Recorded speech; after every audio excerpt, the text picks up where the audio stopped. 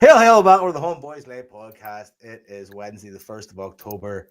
Jesus Christ, where has the year gone? I'm, of course, Joe McKenna. We are back, joined by a man who is bragging rights, Marty Flynn. What's happening, bro? Given the past few weeks of names, Marty, that's falling off there. Come on. Well, that's bragging rights. We're playing Braga, so we have to play for the bragging rights. Get that. Hopefully the higher standard as well. That's all it is. as do our 9.5 listeners. How you keeping? You good? Oh, good bit there. Fucking hell. Sitting Happy here in my days. pajamas watching fucking the Champions League, which we should be in. So it's a bitter pill to swallow. But my pajamas are nice and comfy, so I can't complain. This is midlife. This is midlife, isn't it? I mean, That's it, so. talked up. Can't walk watching about with your Champions League. fucking... Can't walk about with your clackers hanging out. You have 2 kids, no, man. You need to get the jammies on. You could, Man but jam. social Man income. I mean, social Your income. clackers. Oh, man, Jesus Christ. Have to get the man jams on. We're joined by the mayor of the Eastern and Western world, Jason Higgins. Well, What's happening, brother? You good? I'm all right, mate. I'm all right. No long shanks this week. He is flat to the mat, as they say. Do you know what? I listened to the podcast the other day, and I had Enoch Powell on it. And I don't mean to seem rude, but Liam sounds a wee bit like Enoch Powell, no?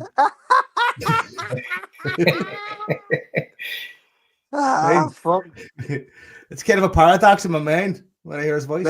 Anyway, moving on. The rivers of blood running down Rutherglen High Street past Chapman. What the fuck?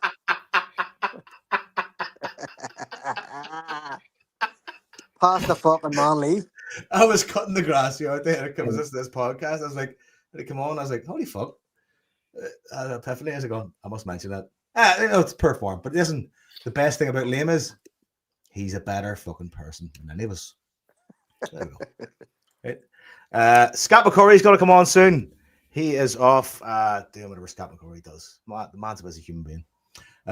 Between our last podcast and this podcast, we have had Partick Thstle, we have had Red Star, and we have had Hibs. Jason, you were at the Partick Thstle game. I want to start this podcast on a positive note, going like, wasn't that a great experience? Wasn't that energetic? Wasn't the football good? Wasn't the passing good? Because it feels like it's been a while since we've had that kind of energy in any of these podcasts. I mean, and for you, I suppose on the day, I mean, is that a good wee trip? I've never been to that ground. Aye, it's all right. It's right near the city centre. It's kind of equidistant how far Celtic Park is for the city centre. Obviously, the north side of the city centre is kind of the same distance. You know, if you were up the Tappy Hope Street or whatever, up Sucky Hall Street, you could probably walk to Firhill, and the same it would take you for Argyle Street to walk to Celtic Park. Do you know what I mean? Yeah. So, aye, it's all right. And it was good to get back in for a pint in the Star and Garter. Good Celtic pub up that way. Pal Gaga, he runs it. But aye, it's good. So me and Ellie went, Mick and my mate John was up for Liverpool. So met him before the game. Then went and met a few of the boys on the main stand, and then we got into the seats. Queuing up was a fucking nightmare. Bloody took us about 25 minutes to get in, so I missed the kind of protest at the start. It's into the seats, and I tell you, it was an absolute scorcher. See, in the stadium, it was roasting. Obviously, when the sun was shining, we were kind of near the back of the stand at the left, but see, when the sun was on, you fucking hurt a bit of hole in you.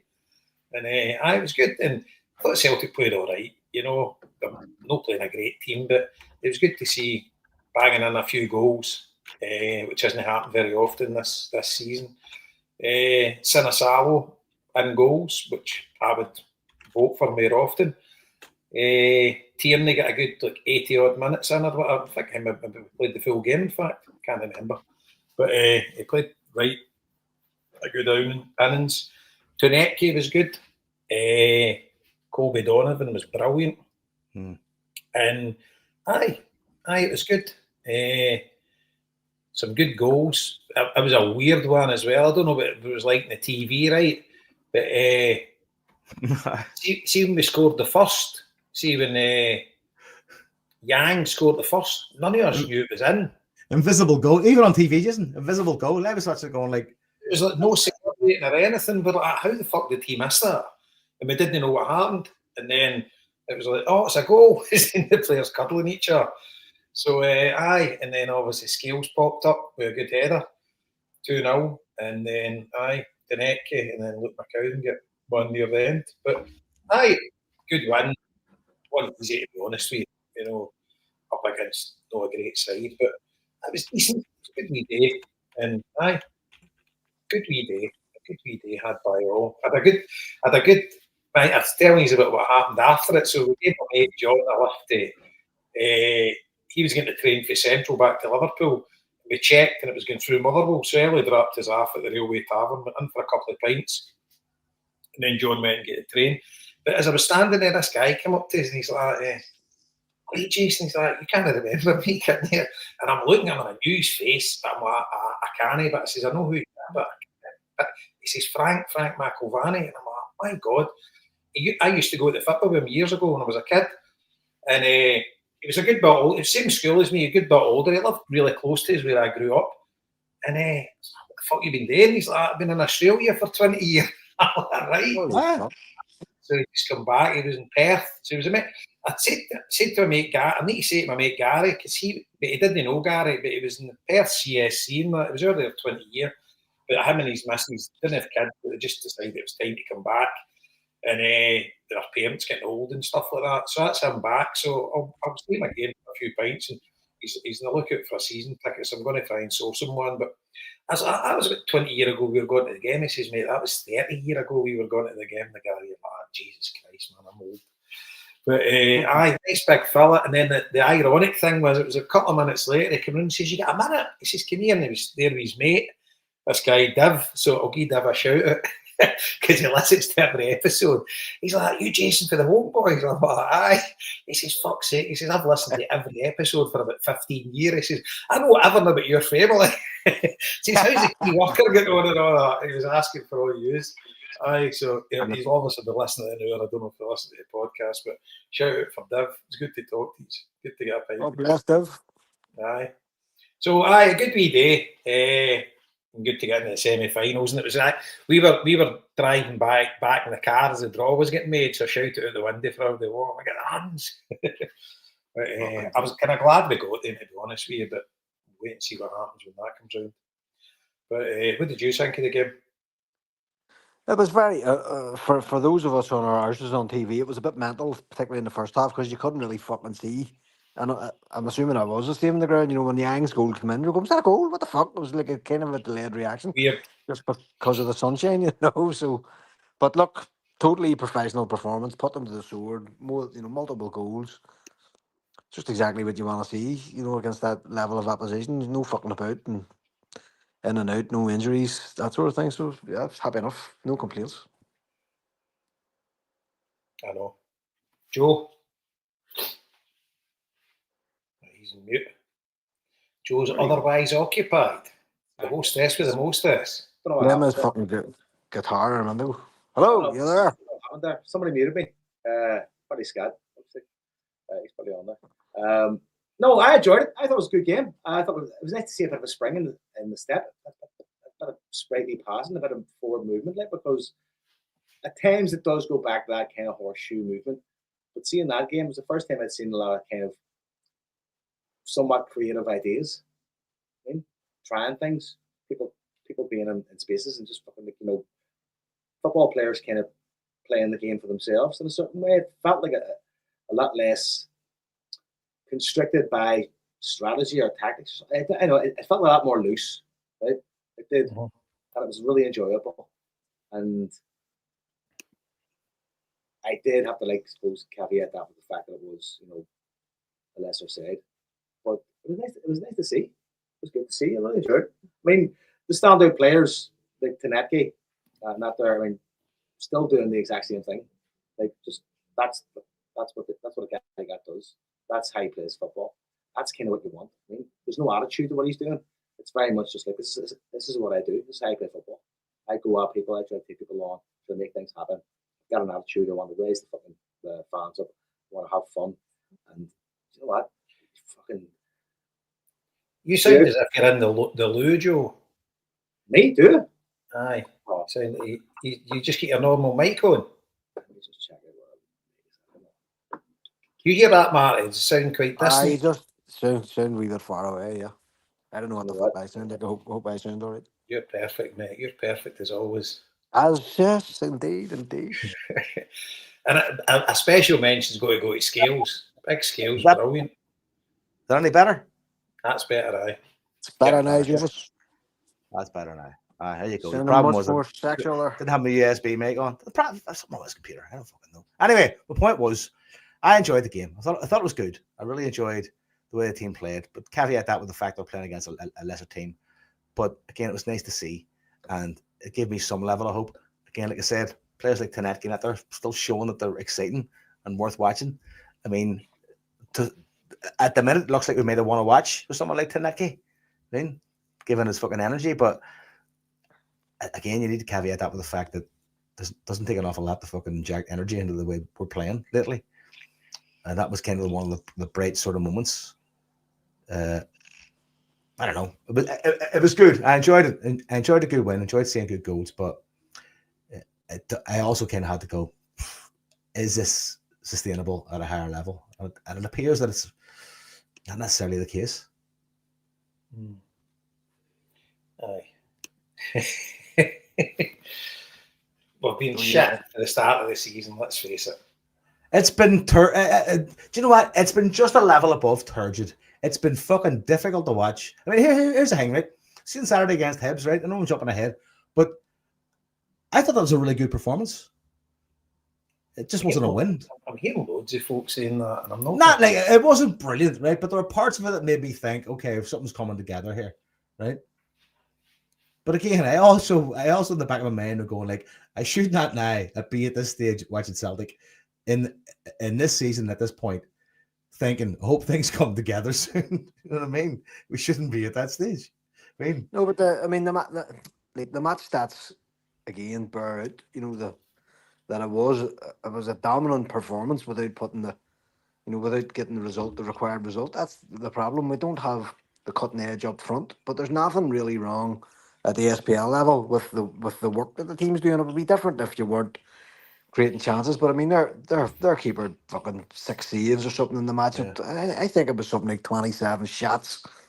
Half a dozen of which went on target, which were all saves. Do you know what I mean? You'd probably another fucking 15, 16 shots that went fucking wide or hit the woodwork or Are you on to the Hibs game, aye? Is that what you had moved on to? I thought. No, I No. was just wondering if you're still talking about Thstle there. No, I'm talking about the Hibs. I was just So kind of it was talking like- about the performance ways. I mean, the two performances were I thought were decent. You know what I mean? The But performance. one got a smashing result. The other one got a fucking a draw. Right in between that, there's Braga as well. Not Braga, sorry, Red Star. I mean, and sorry, but it's I probably jumped you've- ahead, but we're talking about Alright. the start of the season and how things are going, particularly since the split in the general sense. It's not really. It's annoying. That the performances are annoying, but they're still creating chances. They're still dominating the ball. So it's not like, do you know what I mean? It's not like we're hopeless, basically, because we're not. We need something to click, and we're definitely lacking that real quality. Do you know what I mean? And it might be in that show. We don't know. He's still getting up to speed, or and it's been good to see him how he started as well. And as I say, setting up that goal, the cleverness of it at in Fairhill, where he clipped the ball to get a score. It was just like that's what we need. We need a wee bit of gale about the team to break down these flank defences. And the other thing is Hibs are a better team. Do you know what I mean? Hibs will finish top 6 this year. They're not a bad side. They've been on a great run themselves. Yes, we should be beating them. Yes, their results, they haven't won every match either. Hearts are the more dominant team at the minute. And all that being said, it's still very early in the year to be sort of, going too mental, I think. No. I kind of get that, and it's just the full thing for the disaster that was the transfer window, to Rodgers being vocal against the board, to the fans protesting against the board, and just everything, and then the team's performance has been below par. And I get you can mention the personnel, but we're playing in the SPL, and we've got players that are multiple times better than just about every team we're facing. So I'm kind of not really buying it for that. I get in Europe, right? I get in Europe that, no including Kyra, because fucking hell, they were hopeless. And it's just galling to watch them in the Champions League shitting fucking all sorts of goals. They'll be lucky to fucking get a point. They won't get a point. And you're just, then you look at some of the teams that are playing in the Champions League, and is it a bit of a blessing that we're not in it? Because we're so far off it. But so, in that, let's go to the Red Star game, see what we thought of that, because there's quite a lot to talk about through that. I don't know what you thought. Obviously, I didn't go, so I was watching the tale that you used. What did you think of that? It was a decent fest. It was a good, to me. It was a good performance. It was a fight. It's a fight I would have loved to have seen against fucking Kyrad, to be honest with you. But I mean, still fell flat at the end of it because I felt there was definitely enough in us to win the game. But happy enough to take a point. I mean, at the end of the day, the way this league campaign works in these European competitions now, it's all about kind of building a base of points. 1 point's better than fuck all at this stage. I just feel that more could have been achieved. But again, I feel like that every game now. That's brilliant, Joe. That's the way leagues work, building a base of points. Fucking hell. You're on the ball, right, by the way. You're on the ball. Listen, I told you. I'm here to give clear and transparent context, Jason. You know how I work, mate. Succinct wordplay only. What I found surprising was some of my mates went fucking mental at the match last week. Like, they were raging and really annoyed. Like, group chats were red hot. You know, and I kind of had the same attitude. Joe, well, it's not really a bad result. Like, we're away from home. You know, maybe they're not a good a team as us, but our fucking away record's appalling. To come away with any sort of result, you know, is better. And I'm watching all my mates time hops and stuff on Facebook today, and it's this time last year was fucking Borussia Dortmund. You know, and they're all ready for fucking committing Harry Carey on them. But when I fucking checked the table, about 3 days ago. It was like, I hadn't even bothered me arse looking at the table, and we were like, we're ninth. And I was going, oh fuck, we're ninth. I couldn't believe it. Do you know what I mean? No, 17th. Well, I thought it was fucking. I thought we were eighth or ninth or something like that. Must have been. I thought must have been. We would have played in the Wednesday, didn't we? Aye. So there'd still have been a rake of games on Thursday to play. Oh, maybe I was looking at an outdated table, but so I mean, even so, like, you could see that it was going to be tight at the start of this anyway. So again, there's so much to play for. It's if we can keep players fit, I think injury is going to be our biggest worry. We really just have no depth. Do you know what I mean? And we need to keep players on the pitch, you know, to solidify the team, let them get to know each other. And if we're chopping and changing all the time because of injuries, I think that's going to fucking kill us. You know, I'm sure we'll talk about the summer and reflect on the fucking transfer window many times as we go along here, but it really sums it up. You know, that we're down to digging into the youth team again, and maybe that's not a bad thing. You know, maybe there are other Kieran Tierney's or whatever to be uncovered there, and certainly the young lad Donovan hasn't done himself any harm at all, and taking a place in the team. So all that has to shake out. But playing the Thursday Sunday is an absolute pain in the balls. Like, we all know that. It's just not good, you know, and it's just not ideal. Do you know what I mean? So if we're coming out of matches like the Partick Thstle match, we come out with no injuries. I was actually thinking that myself. Thank fuck, no one got hurt in that game. It was just professional. We got it done and we got away. You know, so things like injuries I think are going to be really, really vital for us. And if you remember last year, we went on that big run last year up to Christmas, and it was a really solid team. The injuries only really started after the run kind of dropped off at the end of the first phase of the autumn phase of the Champions League. So if we can maintain some level of stability in the team, and you know, again, like there's players who have brought into who haven't really made a a great impression. Like Balakwisha would be the one who sticks out to me. Yeah. You know, who really just hasn't looked the part yet. But again, until these players get 5, 6, 7 full games under their belts, it's really, really hard to know.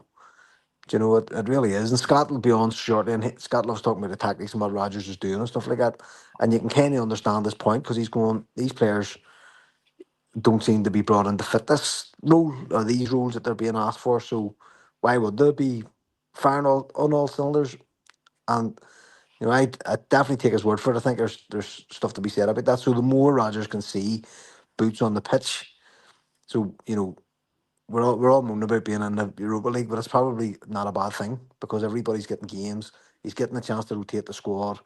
You know, he can test different players in different positions and see what they're worth, while still being able to make a sort of a bigger dent in 6 weeks' time when it really counts. You know, coming into that last stretch is when you need to be on your game. And again, there's going to be more fucking international breaks and stuff like that. So the more you can actually see the players playing together and whatever, then you're obviously ultimately going to be in a better position to make better decisions. So we'll see what happens, you know. But Marty, I don't think that result last week was a bad result whatsoever. I was wanting to moan. Why are you bringing all this reason into the podcast? What the fuck? I mean, Well, that's what I'm saying. You feel like some of my mates last week were literally like, there was one of them I said, you need to stop watching football. Like there's no fucking joy. Just there's no joy in it for you whatsoever. I don't know why you put yourself through it. You can't see any good at all in what's on the pitch.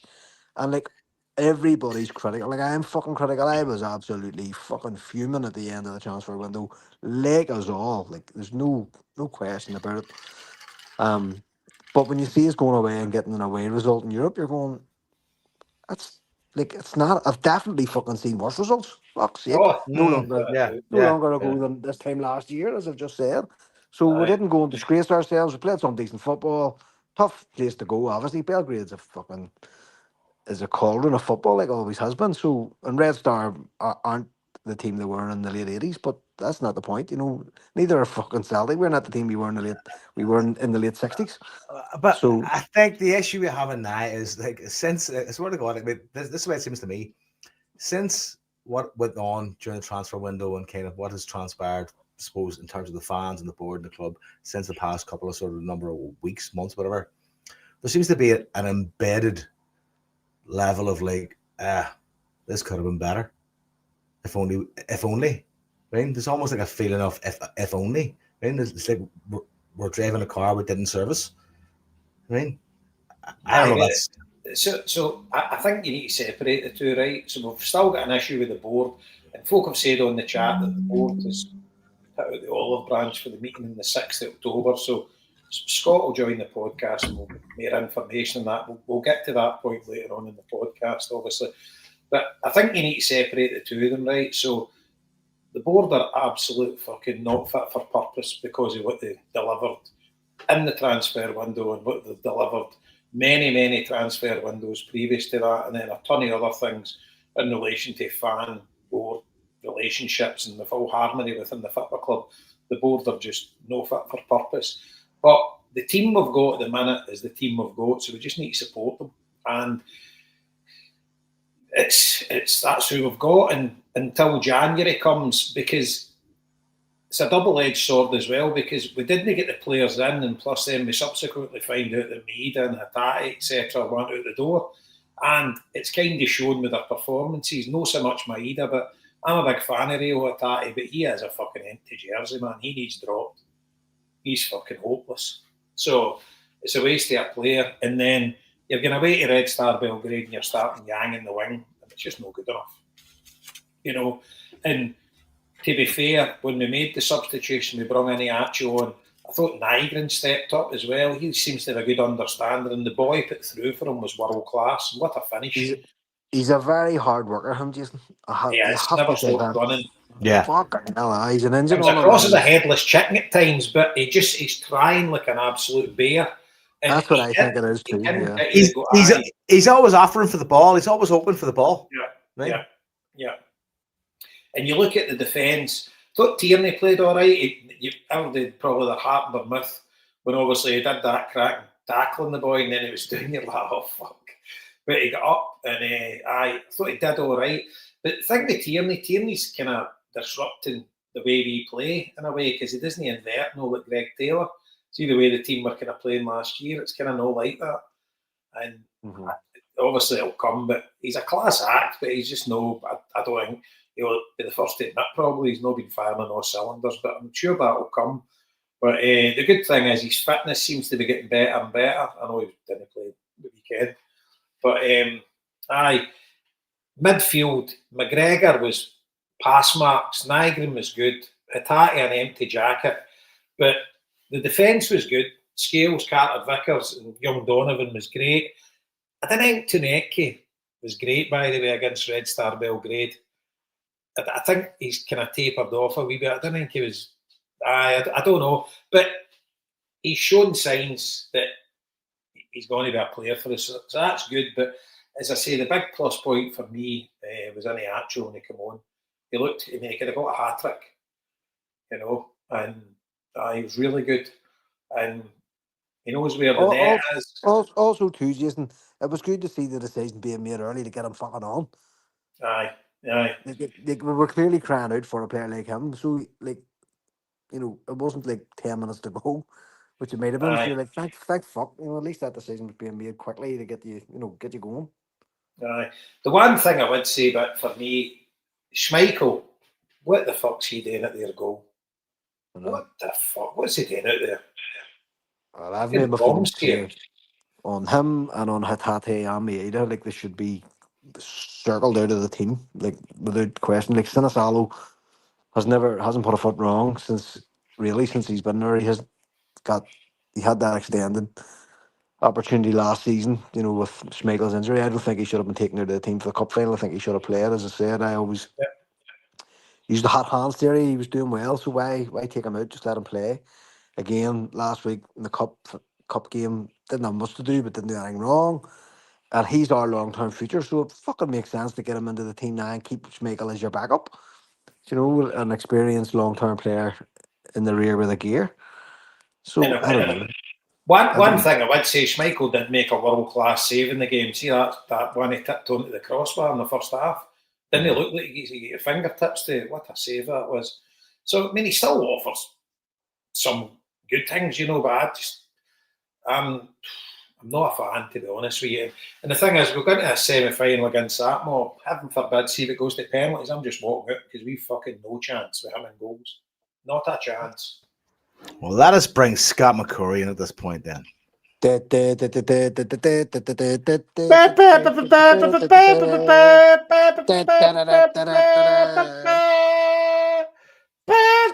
boy, happy birthday. Scotty boy, happy It's birthday. Fuck that. The fuck that. All right, man, how are we? Happy birthday, Scott boy. Thank you very much, Steve. Happy birthday to you. Happy birthday. Best thing about that song was Stevie Wonder didn't know who he was singing it to.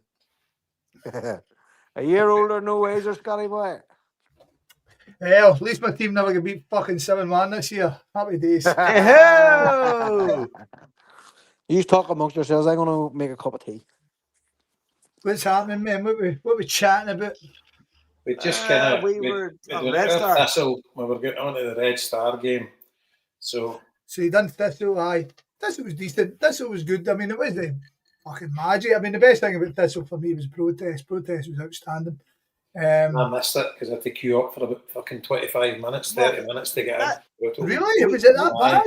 Aye. Partick Thstle was notoriously bad, but we get in jig time. I know the stewards were kind of going do wally for the searches. Really mental. But the protest was excellent. I mean, the visuals of it was class. So well chuffed, well done everybody involved in getting that sorted. Well done them, brilliant. Red Star. I just like everybody else. I don't know really what to make it. I didn't think they were much caught. However, you've got to fling down on the table. We're not much caught now, so no. So and they've had a great start to the season in their domestic league. I think they've won so many games at home. Yeah. I mean, in hindsight, I can see why people are frustrated. I can see why people are happy. I don't know. Do you remember last year when we drew with Dynamo Zagreb and me and Liam were kind of peed off about what we could have done? I don't have that feeling this time. I mean, I thought we were going to pinch it at the end. I thought we looked the better team. The frustrating thing is that the Hibs game is down the line, because from the Thistle game to the Red Star game and even to the performance against Hibs, everything's getting steadily better. Do you know what I mean? But we're not getting the results to go along with it. I think it's a good start. I mean,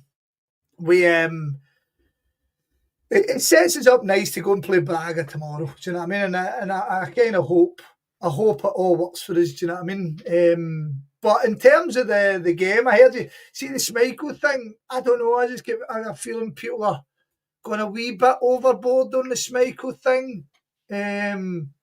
But I don't know. For their goal, you don't think their goal was a bit of shit show by everybody. Do you not think so? Do you know what I mean? What's he doing out there? As if we shot the bed altogether. Do you know what I mean? It was just, I don't know. I know what you're saying, but as you rightly said, see that save in the first half. Oh, it's class. I mean, I'm saying that straight away, and nobody was talking about it. My missus is like, no, he never touched it. And then you see just that wee touch. It was a peach. I mean, because I dare say without that touch, it maybe hits the post or the bar and comes in. Maybe, do you know what I mean? It might have bounced out, but there's a chance he scored. But it's still exactly bounces off your back or something. Do you know what I mean? But no, I mean, it was mad how Iheanacho just made such a difference to the attack line. Like, totally. I don't know if you've all spoke about it, and I don't really want to stick your boot into Ida. I mean, I think Ida. I know you get frustrated with the criticism. If you listen to us, you never really got much off of us. We were all very pro Adam Ida. But no, the irony, James, me and you have been, Jason, me and you have been talking, I'd say, for the last 3 seasons, that Celtic could do with an older Heedon, somebody who knows how to play 100%. The game, and somebody who could have educated Adam Ida how to play. I mean, it's so noticeable. I mean, I replied to you when we were linked to him that I think he's a good player. I mean, obviously things haven't went right for him the last couple of seasons, but that happens in football. That happens to the best of guys in the world. I mean, fucking Dennis Bergkamp, one of the greatest players ever, fucking went to Inter Milan fans were all fucking telling him to get him and stuff like that. Do you know what I mean? So I know that that's the exact profile of a player we were talking about. We should have been signing. And we've brought him in, and the irony is Adam Ida would probably learn bundles off him, because even he's when he drops back in, he's holding up, and then his release is it's brilliant. It was night and day, and it was great to see, because see, as much as you're saying Nygren did a good game, Nygren done fuck all in the first half. I mean, the three midfielders were. That's exactly what I said. When Iheanacho come on, Nygren was outstanding. No, the idea, Jason, is me and you keep laughing about we went to 4-4-2 back. At times, it looked like he was playing Affy, the striker. It looked like he was kind of afforded that. I mean, he was playing a wee bit more right of that, however, but he was always cutting in, and it looked like we were playing maybe a 4-4-2 with him playing half so tight, and that certainly worked. And to get back to your point with Tierney, I think he's getting there. I love the guy, so I'm loath to even critique his performances rather than his return. But I mean, it hasn't been a great start, and I don't like saying that, but I think this team just needs to grow into itself. Do you know what I mean? It really needs to, as you say, we've took out a massive part of the team in Taylor, and people are kind of crying for it to bring it back, whereas I think once Tierney gets into his swing of things and maybe gets more comfortable back in his body and gets more comfortable playing in the team, that we could get this fantastic asset of him maybe overlapping and stuff like that that we had before. He's got a great crossball in, you know. Exactly, mate, exactly. And if you're bringing in an actual, he looks like somebody who can when he does. Do you know what I mean? So it's not doom and gloom by any stretch. See the funny thing when you said about the 4-4-2 with Negrin, did you see the one that in the actual when he hit the ball off the keeper's face? He tried to lift it. Negrin's at the right, all he's got to do is square it and he's got a tap in. Yeah, it's a tap in. Aye, that's right. Yep. And I clocked that one as well. But I mean the goal's a belter. Considering Negrin's got to do better with his chance. And Nacho's got to score his first one. Then he scores a banger. And then as you say, the one that he's a striker and we afford a striker being greedy, but as you say, lifted he'd put it in. It's just frustrating that we couldn't have got that second. But we were 1-0 up, aye. I mean, to be honest, all these games will take care of itself, so there's no use fucking worrying about it. Well, as Marty always says, let's stop looking back. I mean, let's fucking keep looking forward. So I was happy enough with the draw. Do you know what I mean? Because they were telling us how it was going to be super hard and all that, but aye. I was as well, to be fair. I was a wee bit sick at the end of the game, but when the dust settled, I was all right with it, to be fair. Mm-hmm. I was okay with it. So onwards and upwards. Anything else for Red Star, or are we going to go into the Hibs? Where's Joe? Where's the leader? I'm back. No, I've said my piece. I'm muted. Sorry, I'm back. No, I got this covered on Red Star. I mean, fucking again. To kind of close off Red Star, I don't think anything happened in the game that will affect us going ahead. You know what I mean? There's nothing in the game, I think. It's another game. The only thing that could negatively affect us would maybe what Jason says with the keeper. Maybe the keeper's kind of showing something. But in terms of defence, I think, now I think about it, Hatati's lack of form is still worrying. But there was quite a few positives come out for the game, I thought, and I don't think it will adversely affect what we're going to do in this group. I mean, you can't win, draw, just don't get beaten. You know what I mean? So there you go. Hi, Hibs. My question is though, before we finish off, is: are you enthused about going forward in Europe? Yeah. I mean, good. I don't see why not, Joe. I don't see why not. I mean, we've got a tough set of fixtures, but as was said, had we got any of these teams in the Champions League last year, you'd been punching the air delight. So we've kind of got to look at it that way. They'll be tough. We might get beaten a couple. We might fucking get. You know what I mean? But I think we're in it to win it. We're in it to fucking compete, and that's. Well, according to Chris Commons, we can win it. That's right. Chris Commons. I think I'll wait till his cousin Common Sense makes his feelings known first. I think they can win it. I mean, you're mental, no? Anybody theoretically can win anything. I mean, I don't think they will, but they could. Hey, do you know what? I'd set my sights on a decent quarterfinal. Beat the Huns in a quarterfinal to get into the semi. How's that? Imagine that. Oh, baby. Ooh, Scott, you're tickling me. Yeah. But see, anyway, big long finger. See the look at it. Digital tickle.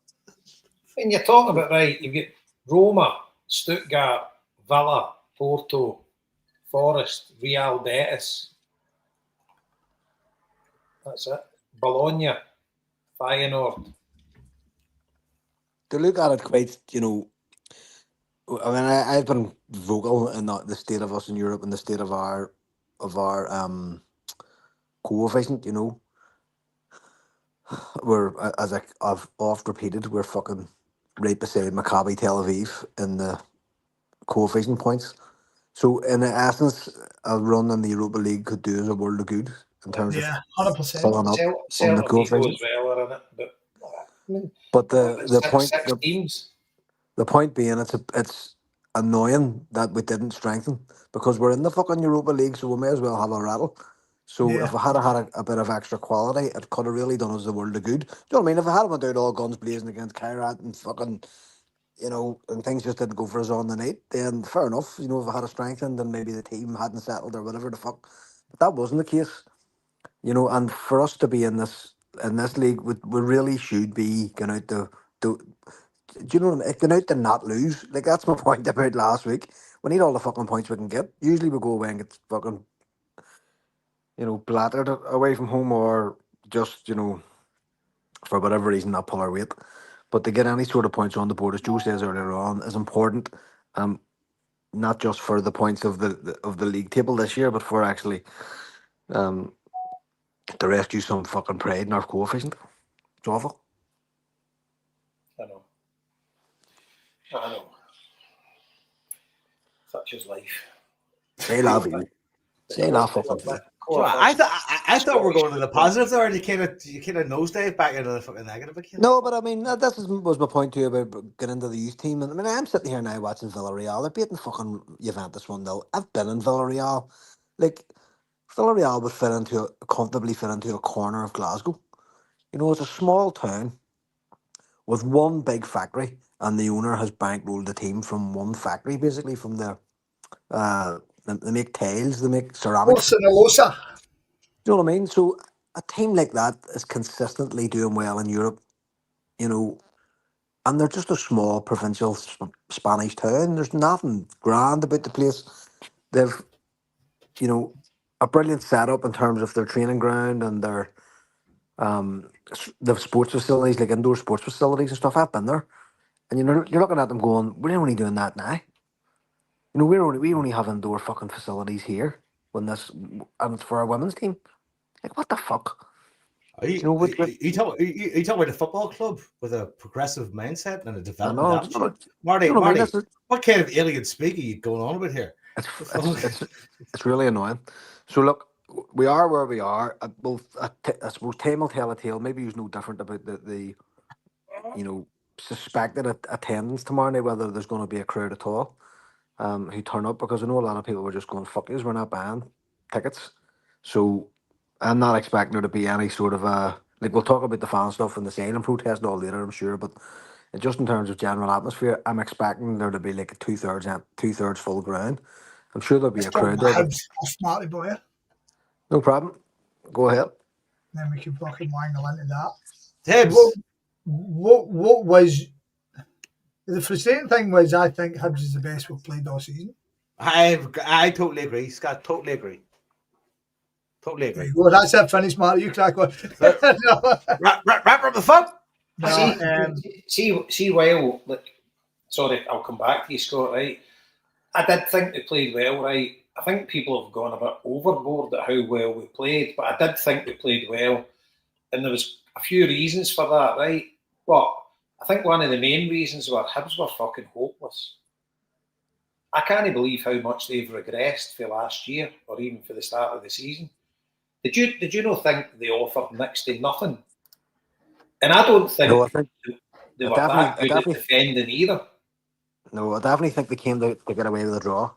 Like they were just totally set up. I mean, no way. You do see teams who play against us who play on the shoulder of the defender and ready to pressurize us. They didn't even really bother. When the ball was going out, there wasn't really much.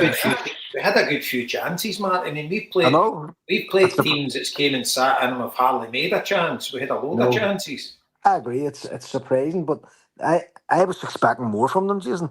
I really was. I haven't been a bad. I'm agreeing with you completely. I think I was surprised. I really was, really surprised. See, the thing was as well. Now you're waiting on the sucker punch, right? It's 0-0, get into 80 minutes. You're want to say but you're saying these cunts will fucking score here. But I didn't get that feeling at all. They hardly had a chance. They'd won in the first half. Did they know one by the post? Aye, in the first half. Late on. Am I making that up?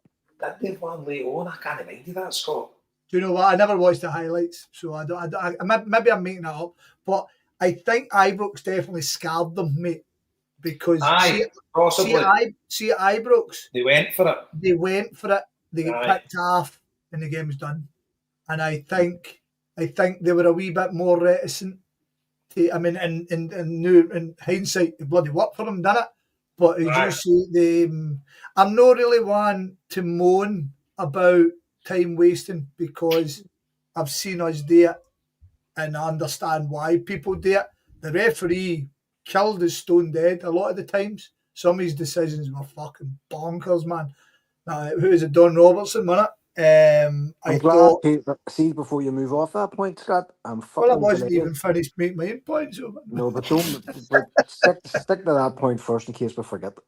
No, that's I'm saying. Like I say, I've probably mentioned on here numerous times. We all sat in the boozer and Bobby Murdoch was lecturing us all about football, and somebody said to him, "What were they cheating fucking refs?" And he says, "Do you know why it wasn't the big decisions that killed us? It's when you're in a flowing move and they would call things back or they'd make a wee and they would kill the flow of the game." He says that's the way refs killed us back in the day. And that's basically what happened the other day. But in a mere ominous way, because every time they flung themselves down, they seemed to get a foul, and it was so frustrating as a spectacle. I mean, obviously Hibs have no obligation to entertain our crowd, but they seemed, as Jason says, it's not even as if the 0-0 happened because of us, not because of them. And they'll get the plaudits, but it happened because of us. But the referee was majorly frustrating. You crack on, Jimmy. I pointed out whatever it was last year because I remember Jason going, "Fuck, I had never thought of that." We had like 80% possession, and yet we had the bulk of the fouls. That is not possible. It's not possible to have the ball all the time and then create the most amount of fouls. It's against the laws of fucking physics. Gravity. You know what I mean? It's just, and that just sums it up. It was all just shit, breaking up play, fucking nonsense. I mean, there was no dig in the game. There was no, I can't remember any bad tackles even, or stopping football. Just stopping football. That's exactly. It's just totally fucking planned. Totally planned throughout the game. Like, it didn't just happen. No way. Sometimes referees are shit, and you know yourself. Sometimes referees get themselves into a bind during the match, and they'll call a load of frees quickly, either to stamp their authority on a game or because they've lost control of a game and they don't know what they're doing, so they just fucking start calling fouls. And we've all seen referees who behave like that. This is consistent behaviour in Scotland, and it's consistent behaviour at Celtic. It's just absolutely abnormal, and it wouldn't happen in Spain or fucking Italy. I don't want to discount how good Hibs keeper was. Like, I thought that man Salinger was brilliant. Like, he had a good game. There's no doubt he had a good game. We can't dismiss that. But when you're kind of the Iheanacho miss, the crossbar of the better game. Crossbar. Fucking killer, that one.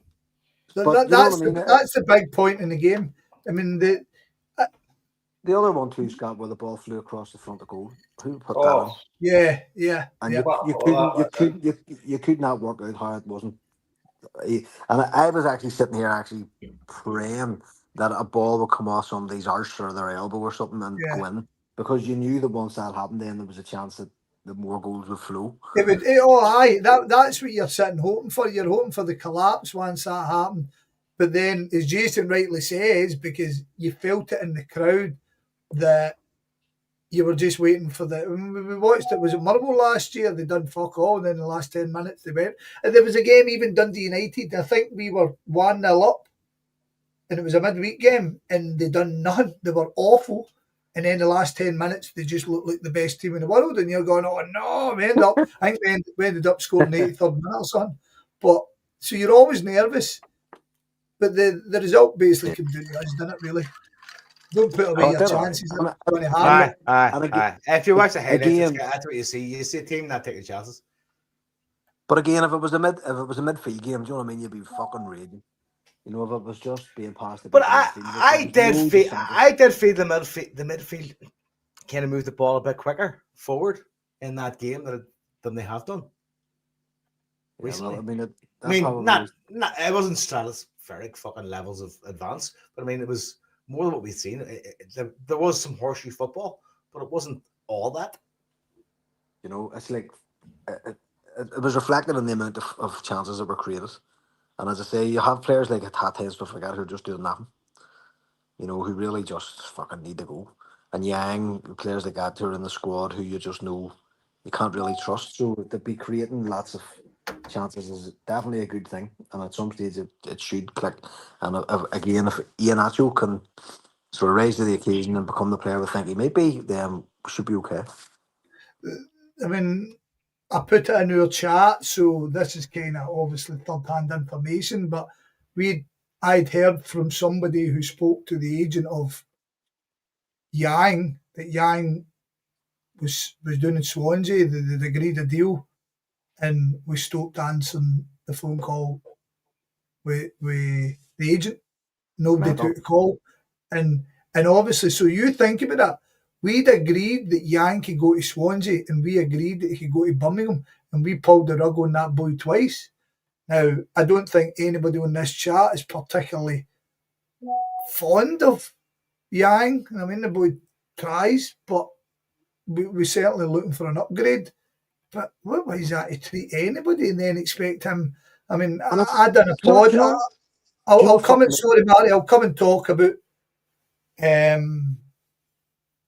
I done a pod with Jim McInally. Unfortunately, it never really came out, and I'm still trying to save it. But just talking to him, and he was kind of incredulous that Yang's still at the club after saying he wants to leave, because obviously Jim's old school. You don't want to play here, get to fuck. You know what I mean? So it's mad that we're. I don't know. But to me, Treating people like that is wrong, though, Scott. To me, it's wrong. No, definitely, Joe. That's my point. To me, the thing about it was actually quite easy to explain to the agent what was going on. We hadn't got any replacements in. We're short up front. We're trying to get somebody other. We're trying to move players on. We're trying to bring other players in. Any agent would be going, fair enough. He has 3 years left in his fucking deal. Look, we're happy to let him go, but we can't at the minute. You know, but just dingy people like. No, I mean, anyway, an agent would go tell you, hold on, see if I can find you somebody fucking else. Let's see if we can. A good agent would be saying, well, let's see if I can get somebody in to help these moves happen. Because the bottom line is the agent's getting paid if the move happens, so it's in his interest to get his fucking player to there. So he could have been actually. I'll be surprised at Celtic, but in the slightest. No, we're not surprised. We're not at all surprised. No, not in a million years. Sorry, I took us off topic there for a bit. And one thing you can say is fair play to Yang. He's still trying what a beer. Do you know what I mean? Scoring invisible goals. Guy's amazing. See him fucking last week. He had the ball last week on the right hand side. And you just knew what was coming. Like you go ahead, Youngers, where you go, son? Woo! And he looks like a cloud. It's like a cartoon cloud. And then the ball just comes out of the cloud and rolls away. You're like, fuck me. He would drive you up the fucking wall watching him. But you can't fault his fucking effort. Look, like there's ones in the team who have the ability and aren't putting the fucking effort in. Yang on a cloud with Trippy Kata in the back. I swear to fuck. I mean, I just burst. See when he lost the ball, I actually burst. It's one for the young team, Jamo.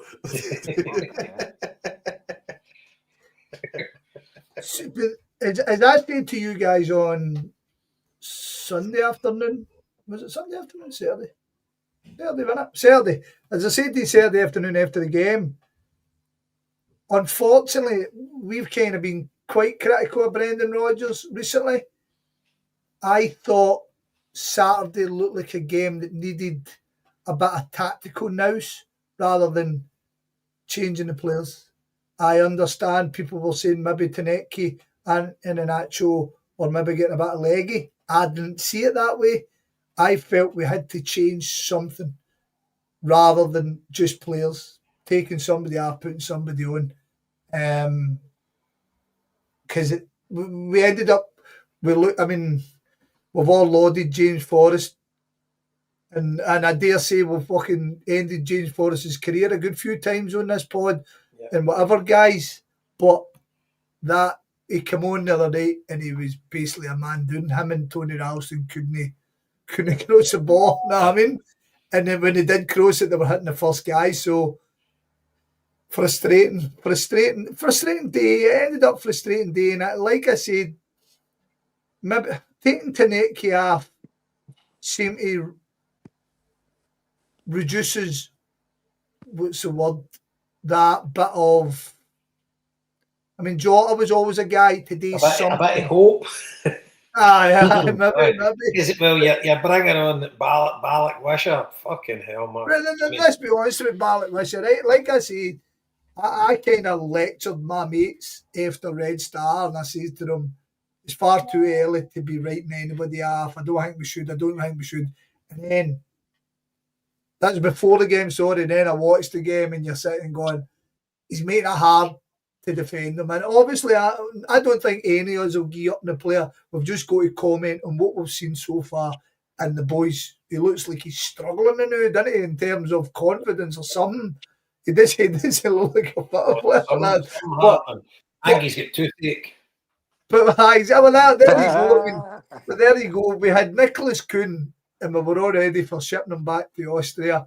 And we had Palmer, and there was people telling us Palmer was the second coming. Do you know what I mean? So, listen, the king of comebacks is Bobby Petta. So let's give Balak Wisher with Bobby Petta. Explain yourself there, Joe. I've no idea what you're talking about. Bobby Petta came in and he was mince for a season, no? And then Martin came in, and the next time Joe, stop digging, Joe. Joe, he was always mince. In 3 games. No, he had his time. Look good at Ajax away, and I can't think any others. That's what I'm saying. That's what I'm saying, though. I mean, Balak Wisher's got that kind of phase in him. Hopefully. Well, 3 games will get out. Well, there appears to be fuck all else. But see, to be honest, boys, Balak Wisher has a pedigree. He has. What level the pedigree is in terms of Scottish football, I don't know, and I don't know how. Again, we just spoke about it. It just might not work. Straight away, it doesn't look great, but it's anybody that moves from one league to a different league gets my sympathies. Who was I don't know, did you watch the Simo Valakari thing? And I appreciate he was come from Finland to Scotland, but he was saying, you guys have got to respect the league because it's such a hard-working league that a lot of people get caught off guard. They might walk in and go, Belgian League, Scottish League, I'm getting more dough here, I've no need to work as hard. And then you realise you've got Grant Hanley fucking sticking the nut in you, do you know what I mean? Grant Hanley sticks a nut in you, you stay nutted. I mean, that's fucking... So there needs to be a point where we kind of go, let them settle, let them be cool. But the frustration thing is, do you remember how last year we afforded Arnie Engels and we afforded Adam Ida to learn on the job because we had suitable guys? If they weren't up to it that day, we had suitable guys that would come in, take the jersey, keep the motor running. The frustrating thing for Balak Wisher is everybody wants it. Everybody wants it anew. And I think the boys struggling with that a wee bit because I mean we dragged him into Ibrox, fucking the great Black Hope, you know what I mean? So and it didn't work. So like I say, but nobody worked that day.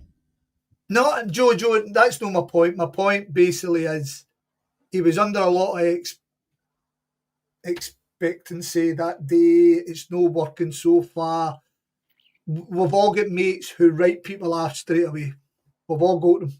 I seem to have a plethora of them. I mean, but somebody always gets it when things aren't going well, though. I mean, I'll be honest with you. He showed us nothing up to now. That is true. Arnie Engels, first couple of games was outstanding, and at least he was chipping in with penalties. And I still think the boy's a player, but you can see it. He knows the game, but for whatever reason, he's just not producing it. But he showed us nothing so far. I'm definitely not writing him off, and I get it's a difficult transition, moving to a different country, etc. So we'll wait and see what happens. But he's got to step up. I agree. Yeah, I agree. Currently, you'd have anybody else in that position bar him. But here's the thing: we've spent money for him, so he's going to get crucified. So no matter what, so unless he comes out and really fucking. Well, that can't help hammer the either. few Like, games. in real life, you've done fuck all. People are No, well, questioning you. look what happened. You're walking the streets. I mean, No, look what happened to Arameda. That's what's going to happen to Balaquizia. People are just going to say, fuck him. He cost a fortune. He's made no impact. Get him the fuck, and he'll be let go again in a year's time or so. See the amount of 5 million players that we've fucking squandered money on. Yep.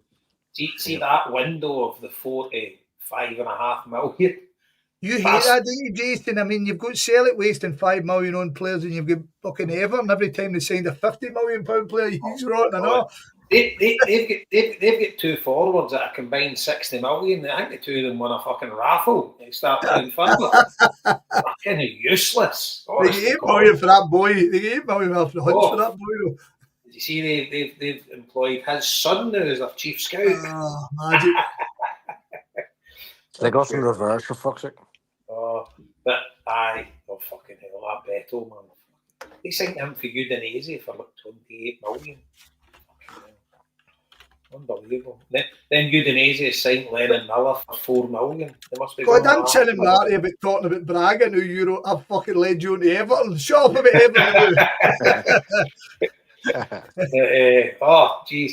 But at the end of the day, Balak wishes he's got to give his mare. Go to improve, Jabo. No 2 ways about it. I mean, watch this space. But as I say, we've not really went into any great detail about Donovan, but fucking hell. I'll be honest. I'd be happy to keep him in the team when Johnson's fit. Sweet. 100. I'm with you. He's been outstanding. Great shout, mate. He's been outstanding. Proper outstanding. He's you can see the young man flaws in him, right? Of course. I mean, you can see sometimes he gets dragged about a wee bit, but I think he's improved since I first seen him. He's improved already. This is it. That's the future of Celtic. I mean, I've always thought that Alistair Johnson wouldn't have been. I'm really surprised Alistair Johnson's still at Celtic. You know what I mean? I thought he'd have been one because with the toughness of him and the way he plays, he's set for England, isn't he? The way he plays the new, do you know what I mean? But I'm obviously not chasing him out the door. But there's enough games in this season to allow Colby Donovan to play alongside him. And if the rumours are true that Tony Ralston is wanting to be leaving the club, we pat him in the back. We hope he goes and rocks it wherever he goes. But at least we're in a better situation. Do you know what I mean? Because I've never heard that. Is that the rumour? That's the rumour. Well, Maybe I just started the rumour, but I like the rumour, so we're going with the rumour. Okay. I started a rumour. Started a new song. And see, it'd be interesting to find out, like, see when he was playing in the B team or whatever level he was playing at, Donovan, whether he was a standout or whether it's just, because I don't think Tierney, seemingly, I didn't really watch him, like, with the reserves and all that kind of stuff. But I didn't think, from what I read, he wasn't a massive standout, and he didn't think like he would have been the player that he was, and then he just gets the chance and you grasp it. And I think loads of these kids, if you give them the chance, I mean, they're Dane Murray. Dane Murray done brilliant pre-season, and he's kind of not getting a look in again. He's on the bench all the time. But he's not really getting much of a look in. Jason, what about McArdle? I mean, like, see, right, the thing that's killing us now is that Bernardo's not really taking his chances when it's there. Hatate's stinking the place out. McGregor looks like he's struggling a bit. Arnie Engels isn't really taking his chance. And Negrin's kind of still trying to find his niche in the team. You take away one of the guys out of the squad, McArdle's McCowan as well, but McArdle should be in about that for a start. But we've got to get the midfield going, so there is no space to try McArdle. Right. But we have to play Donovan, and it's great because you can. But I agree with you. I've heard all these stories. See when Tierney's done, I would love to, or even if I ever get a chance to sit down and talk to him, I would like to ask him in his own words, how did it happen? How did it? Because half the stories I heard it was just be luck. It was just be luck. he was getting released. It was that, you know what I mean? And so I'm not. Hopefully, I can get it out. But Jimmy, fucking hell, man. Jimmy McInally, sorry, a big spider come down there. Jimmy McInally was telling me, he was telling me how he moved for the defence into midfield. And Jason, I'm really praying I can get it out, because it's to put some context on it, right? So Jimmy wouldn't be the most technical guy, so he turned up with an iPad, and straight away I was getting refurb off him, and I was like, so usually this is human error here. Usually you can record these. See what we're doing now? Usually you can record them, but you can record them in separate. So like, see your voice comes in recording, my voice comes in recording. So I thought I'd click that so I could just tidy up one. Do you know what I mean? But it didn't. It all came as one. So I had to. It's a bit of a nightmare, but it's excellent. But again, for him going from fullback to midfield, it's a great story, and it's just down to luck. Absolute down to luck. You know what I mean? And he ended up a Dundee United legend in centre midfield. It's quite a thing. But back to your point in hand, Colby Donovan, yes, I encourage this. I encourage this message. Well done, him. Before we finish in Hibs, I think we've got to talk about Sriracha as well. Big hot sauce. Let's go. Yeah. Aye, looks good. Shirasi sizzled. Aye. Right, no more fucking hot sauce. Big hot sauce. I give a fuck. Don't give a fuck. Big hot sauce. He looks really good. Yeah, he looks really good. I can cross a ball too. Aye. It was him that put the one in right across the face of the goal, wasn't it? Just full of energy, tough, good in the tackle. Just one of those guys you're like, yep, you'll do. Reliable. Jason, I don't want to keep kicking while the Ducks did, but Borussia Dortmund 2-0. He looks a fantastic player in comparison to Bernabeu.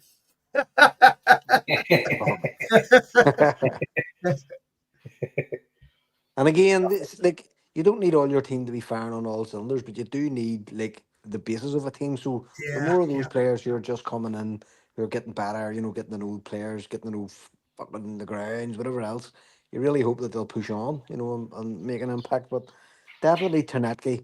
And by the way, the other thing you haven't mentioned, don't even know why you listened to it, but see last week on the fucking radio, Packy Boner was on the radio, and he was trying to fucking pronounce Ternetke's fucking name. Jesus Christ of all. Ternetke, I heard a few times. Ternetke. Aye.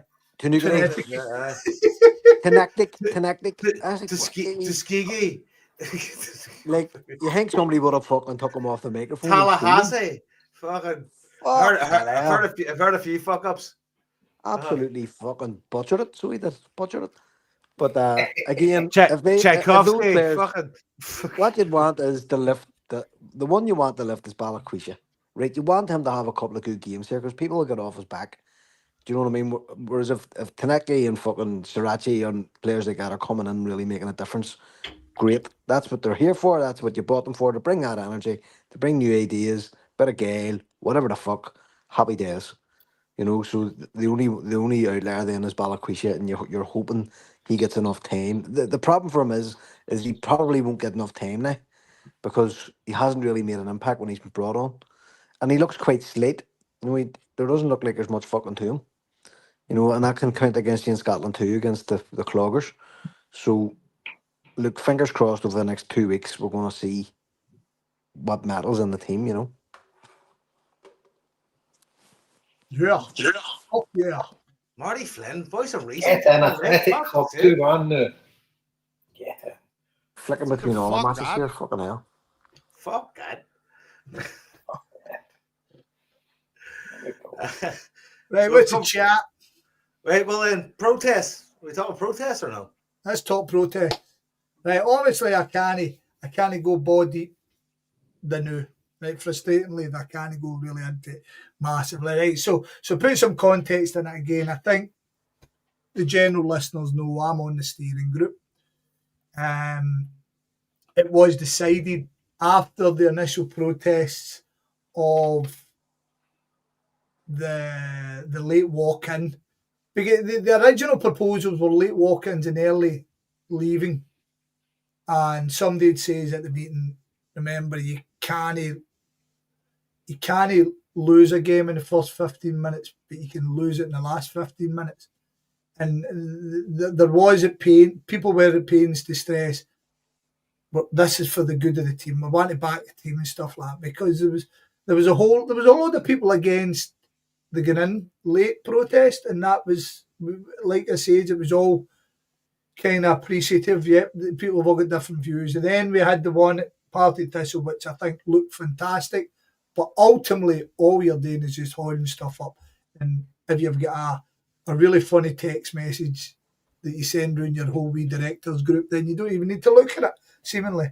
So that went and that happened. And then we decided that a silent protest would be good to go. It was passed by the collective, and we went with it. To say there was a fair bit of grumbling about it would be fair. Even those within the group, there would be people who weren't really into it, but were a collective, so it got the support of the group. And it went ahead, and I didn't think it was a particularly bad protest, because I felt it kept the protest relevant. It kept it on people's minds. It kept people talking about it. I remember when it finished, Taneki thought he had a corner in Manoa, and this is just after the GB had started singing like fuck. And he went on, and you could see him himself. He's noticed it.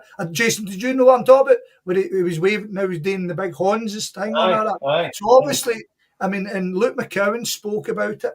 So, but, right, and I'm going to watch my mouth here, because I did find it hugely frustrating, right? I've told you guys all the years I don't sing, right? Nobody really sings in our corner. We used to have the boys behind us, and we joined in then, but nobody really actively starts songs. We'll join in if the huddle's going round or if it's everybody. But in general, people do not sing. So obviously I'm involved. I support it. And it finished, the 12 minutes finished, and I've started clapping, and nothing around us. And it was the boys, and I dare say a lot of people tried maybe, but there was nothing, and it was so frustrating. And then to come back, now, say silent protest, if you don't sing anyway, fair dues, and I get exactly, that's it, I agree with that. That's what I was thinking too. But see what we're doing isn't really about the actions. It's about why we're doing it and trying to prove to them that we are united. Never in my life since the world has changed so much since Celts were changed and stuff like that. And at this point, we've no felt the Celtic support this united. And I was, I'll be honest, I was really disheartened by some of the responses on forums, on the internet, speaking to me direct. I was disappointed about it, especially, right?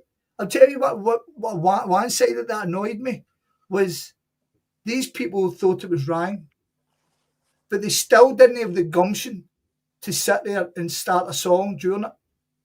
They just sat there in silence. And then, so they never supported anybody. They talk about I don't want to affect the team, but they never supported the team either.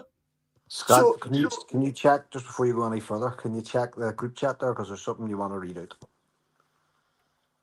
Right. Is it live, mate? Yep. Jason's just looking in there for you, so you might want to read that out. Right. Okay. Right. So I'll get to that in a second, because I dare say everybody's seen it stuff. But basically, so there was calls to bin the silent protest, which was going to. So I think we need to clarify for people We done the 12th minute, got in late against Kilmarnock, and we done 12th minute on against Hibs on Saturday there because we're the 12th man. We can never forget what we are. We're the 12th man. But we're going to accelerate the protest to Thursday, and we were going to make it 29 because it was 29 days since they never responded to our initial contact looking for the 7 things to be answered. And then we were going to accelerate again to obviously how many days it was on Sunday against Motherwell. Right. So we got a lot of bite back. I know the huddle board is somewhat of an echo chamber, so maybe, but generally we use that. So it's and there was even in the subgroups, there's people kind of who were against it. Even in the group itself, there was people against it, and there was questions coming out and stuff like that. But what you've got to understand, see this collective we've got.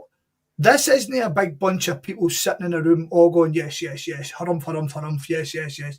This is people legitimately arguing with each other about the best way to go ahead. I've saw people question why people are involved in this. If you have any trust in me as a person, if you've listened to me, the people in that room, every one of them are wanting the best for your club. Yep. And anything we choose today is for the benefit of Celtic. There's no comfy seats to be had here. There's no fucking end of season jolly. This is people who just want the best for your club. And our club, let's be honest with it, been run like an absolute fucking cartel business for all 10 years now. I dare say the guy who owns your club went into it with the best intentions, but we're now a shambles in so many ways that affect us. I mean, it's all very good though, the aim with the money in the bank and stuff like that. But fucking, it's our money and we want to invest it. But again, I'm going to have topics. So there was push from within the group, there was push from outside the group to end the silences. Again, democratic vote, we kept on. We decided it needs to stick, and then we'll deal with the repercussions at the end. And one of the biggest push for the whole committee or the whole steering group is how do we engage with our fellow supporter? See the guys who have just shut their minds to it, how do we open their minds up again? So we're talking about this. We're literally, this is a massive discussion. There's nobody sitting there going, fuck them. They're literally sitting there every day. These guys, every one of them have got jobs, and we're all sitting there and we're talking about how do we bring everybody in together? How do we make this about their club? How do we make this about them? And people really need to trust. They need to trust. There needs to be, I know people might get their backs up with certain names. I swear to God, they guys love their club. They people love it and they just want the best. So I'd say about quarter to 5 today. We're all ready for the silence. We're ready for the bite back that's going to come to us. Joe, me and you had actually the chat. We were going to do a wee pod tonight to try and bring people on. I mean, Joe, you guys, you know me. Do you know what I mean? I mean, if I'm telling you these people are trustworthy, I would like to think you guys believe me. Do you know what I mean? No, listen, Matt, there's absolutely there's no argument with that whatsoever. Here's the thing. So I had these arguments as well with people who I really respect as well. From Belfast over the last couple of days, it's got hot and heavy, not in an abusive way, but people just digging their heels and standing their ground. One of whom told me, who I really, really like, top man, he says to me after coming home from the match on the Hibs match on the boat, he says, I've never seen the fans so split in my whole life. And this man's in the 60s, and I was going, with respect, that is utter bollocks. 400 fucking Celtic supporters clubs signed up to that approach. Every fan media group, most of them I'd never heard of, and I genuinely mean that. I'm not being ignorant or trying to run any of them down. There was loads of the fan media ones I'd never even heard of. They all signed up, plus every representative group of Celtic fans that exist. How could you be saying that that we are more split than we've ever been. It's simply not true. No facts weigh that out. Yes, there are people who don't want to participate for whatever reason, or have strong views either way, or whatever, with tactics, maybe not with strategy, but don't like the tactics. Absolutely fine.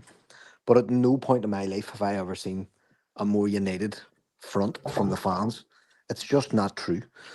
And I mean, I said to Jason earlier on, I think it was Jason or whoever was talking to earlier on, I said, see the people who are griping and whinging and whining, they should just be ignored, because they're just sucking energy away from the task at hand.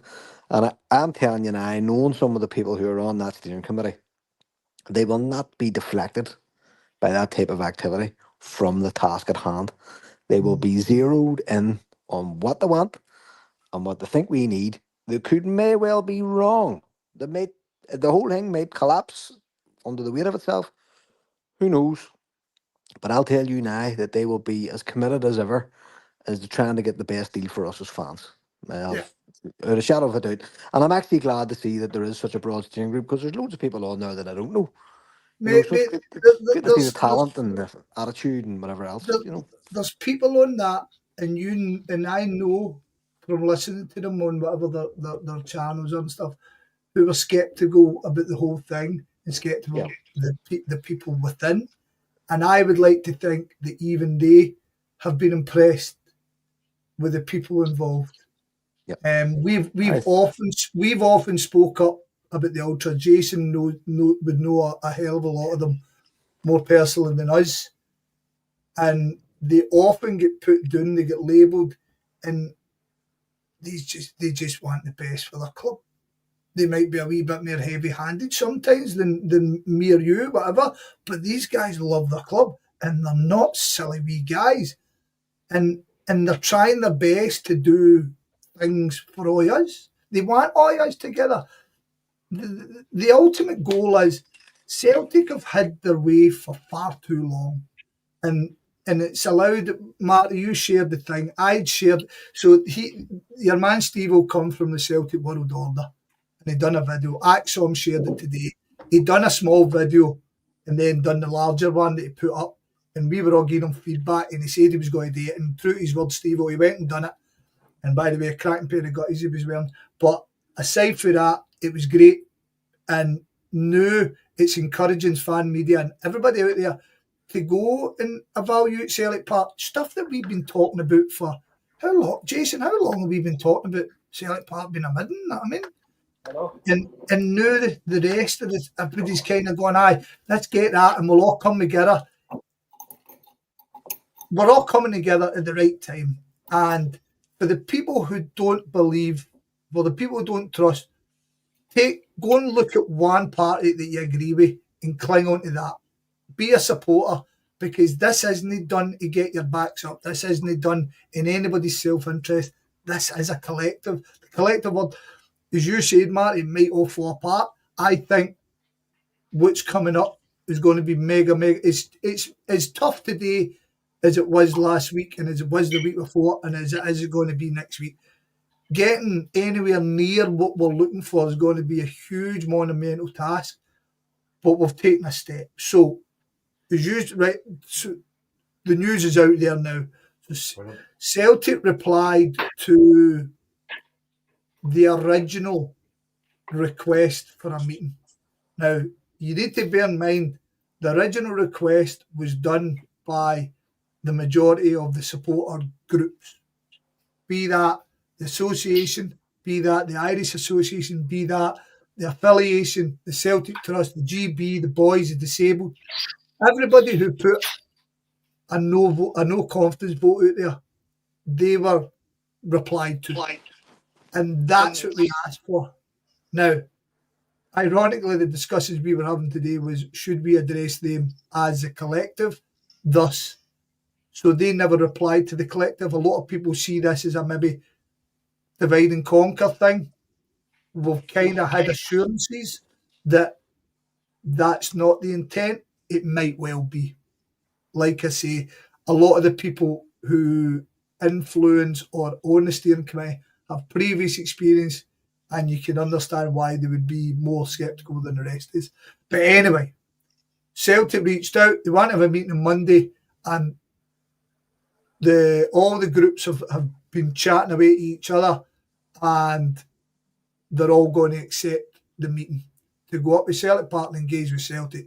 Thus meaning that from this moment, all protests will be postponed. You guys have just kind of directed me to it. I'm going to be reading this out, but I'm dare say everybody's. So this is from the Celtic Fans Collective. This evening, Celtic fan organisations received an invitation from Celtic FC to attend a meeting with the club on Monday the 6th of October to discuss ongoing concerns about the running of the club.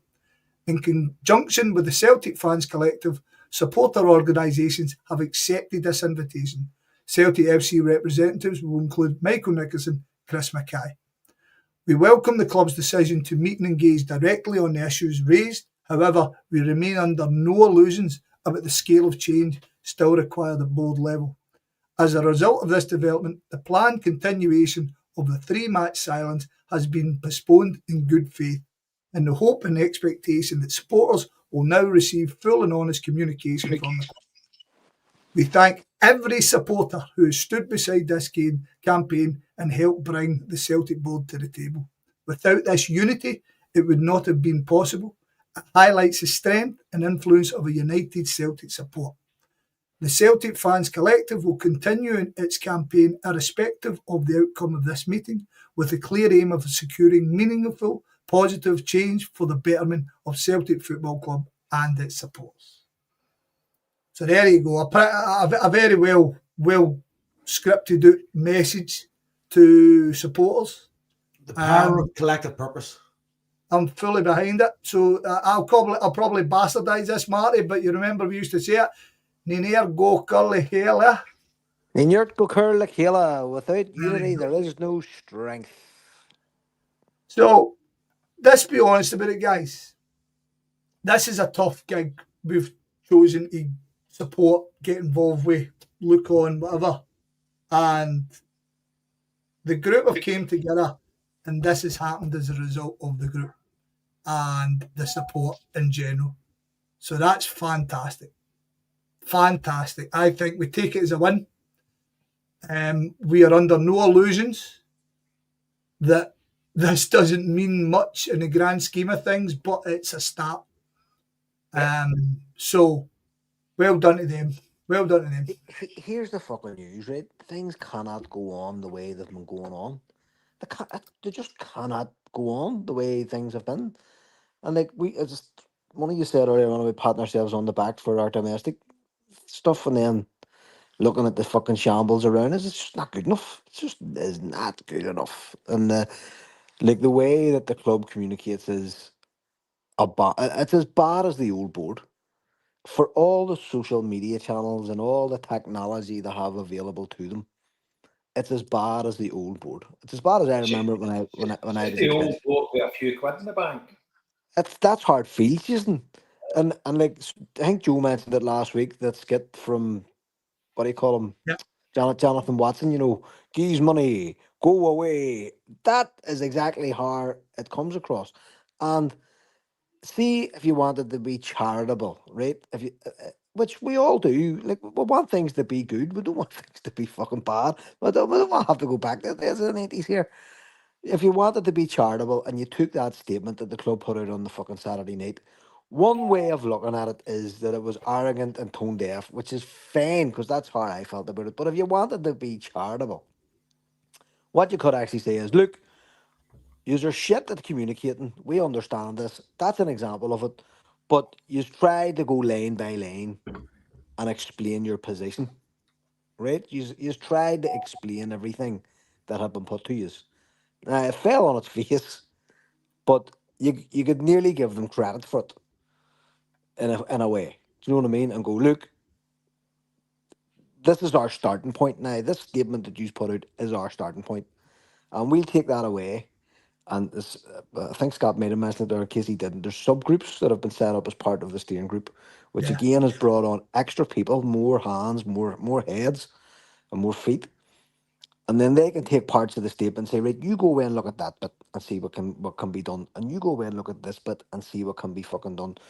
And it's up to the club then to engage in a positive way and say, do you know what? We're going to stop treating you the way the old fucking board treated you. Because that is exactly where we are. It's like the old board saying, we don't want any fucking season ticket holders. They just make trouble. You know, tough shit. We're your customers. And you should be fucking coming to us and engaging with us and using this our methods of explanation, and to stop hiding behind, the excuses that have been made for the past for not doing it, and stop saying you've got a fucking you've got a fans liaison officer. What's your problems? You've got a social media department. What's your problems? The communication has to be two-way if you're claiming to be a club like no other. And that's what fucking sets me off mental. If we're a club like no other, we should be behaving the way no other club does. And that should include ultimately fan control of our club. It might be 50 years away, maybe 100 years away, whatever. That would be my goal. I would like to see the Celtic in the hands of the people who support it. And there are lots of examples around the world where that is the case, where you could follow a pathway to that. In the exactly, not that fucking far away, Jason. Not that fucking far away. And I understand Celtic as a global brand, but we, on too many occasions, we don't behave like one. We do not behave like one. And like I'm arguing with people about the suitability of our current chief executive, and nobody's picking on this guy because they don't like him. I've never fucking met him. I've never been in the same room. Exactly. He's a hot like, and I'm trying to be positive here. I'm not trying to run the man down, but I'm looking going, you're a fucking you're a lawyer. You've been, like, someone said that to me as a strength. They said to me, that man has been involved in every single deal Celtic have done for the last decade. He's been in the room. To which I replied, he's supposed to be in the fucking room. He's pulling out the same contract at every fucking meeting and changing the bits of the details for every fucking player. Do you know what I mean? That's his job. That's his job. He's the corporate lawyer, so he's supposed to be there. What the fuck qualifies that man then to be a marketeer, a communicator, a business development analyst, a customer relationship manager? Fuck all. Nothing. He's the club's lawyer. And the way that statement that was issued on the Saturday night was written like it was written by a fucking lawyer. Do you understand? And it's like things need to change. We cannot be this standstill thing that just stays still and wins the league and sometimes loses to the Huns, and draws against Hibs, and maybe gets into the Champions League one year, but she'll be out for the next fucking three until the next manager comes along, and then we'll give him loads of money, and then the next manager fucking be pissed off at us, and then he leaves, and rinse and repeat. Where is the long-term corporate planning for Celtic? It doesn't fucking exist, because see if it existed, we'd all know about it. They would fucking tell us. And so that's my hope, is that this is actually day one, and that they do engage in good faith and see shit like fucking policing and stuff like that they actually start to listen to the state of our fans. Like, I was thinking about it the other week, right? See when we used to travel over, like, say you were going to a European match, and the fucking cunts knew if this, like, if there was somebody on the bus, they'd haul somebody off the bus at at uh, at Stranraer and held the bus back. They used to do it just for badness, right? So that in the hope that you would miss the match.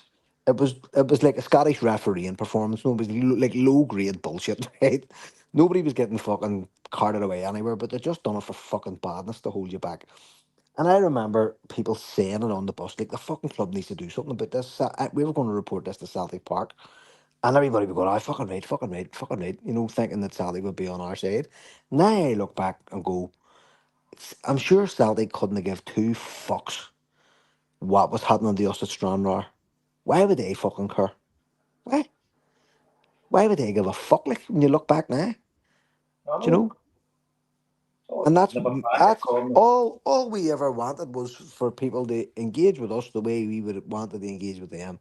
To look out for us, to treat us right, if we're being mistreated, which we fucking are on a constant basis, the fact that the club had to bring in outside consultants to do a fucking scoping exercise on police activity before a fucking match. Jesus Christ, what the fuck other club in the world has had to do that? Had to be pressurised into doing that. They didn't do it willingly. Because they take the fucking cops' word as gospel. They've tried to employ cops who have fucking demonised and terrorised our fans, booting in people's fucking, doors at 4 o'clock in the fucking morning and carting them off, and then they're trying to give them jobs. Like, this is the fucking level of nonsense that you're actually trying to compute here. And all we want is to be respected. Like, nobody's getting into Rex Celtic Park. We're not breaking seats. We're not burning anything. Some wee dicks went up and graffitied stuff around the fucking ground. It was pointed out. It was done away. It was cleared up in a couple of minutes. In fact, if they'd have fucking spent more time, as your man from Celtic Order fucking showed, actually cleaning the fucking ground, it shows that they can do it as quick as they fucking want when they're the focus. And see the part of that statement that they made. They made it perfectly clear that they've got nothing whatsoever to do with policing outside Celtic Park. Well, it's about time you fucking did have something to do with it. It's about time you'd fucking people employed with the club to out there and monitor what the fucking police are doing to your fans, making their way out of that ground. And here's an easy way of doing it, Jason. Take a court case. Take one court case. One child who was denied the opportunity to go to the toilet in the middle of that kettle. Fund that family and say, take a case to court. And that'll put a fucking stop to it. But they're afraid of the cops. They won't stand up to them. In fact, they've tried to employ them. In my opinion, that was like to keep the cops close. That doesn't fucking work. These people don't give a fuck about us, and in many cases are completely hostile to us. So something else needs to be done. Right. I'm away for a slice. Talk among yourselves. Yeah. So in the back of that statement, that's good, and it's good that we've got a bit of a resolution before the game tomorrow night, which is obviously going to help the team, we hope. So it's good for everybody. So let's hope on the 6th of October there is some positivity post the meeting. And without a doubt.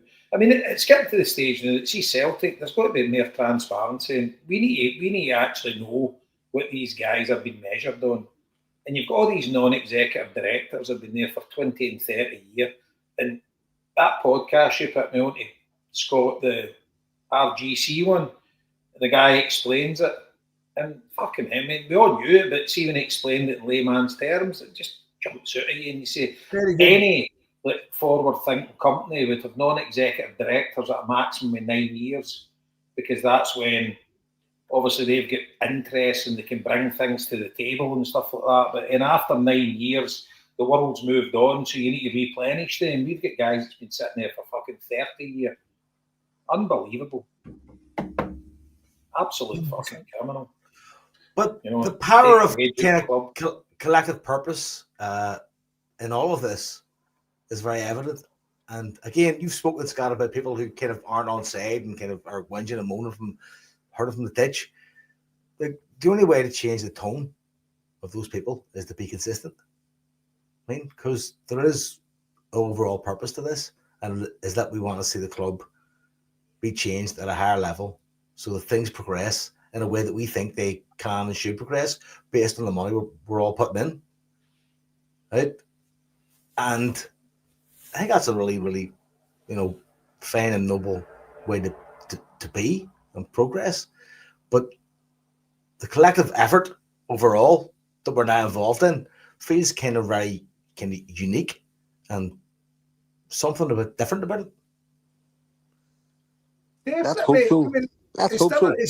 It's never really happened with us because, I mean, ultimately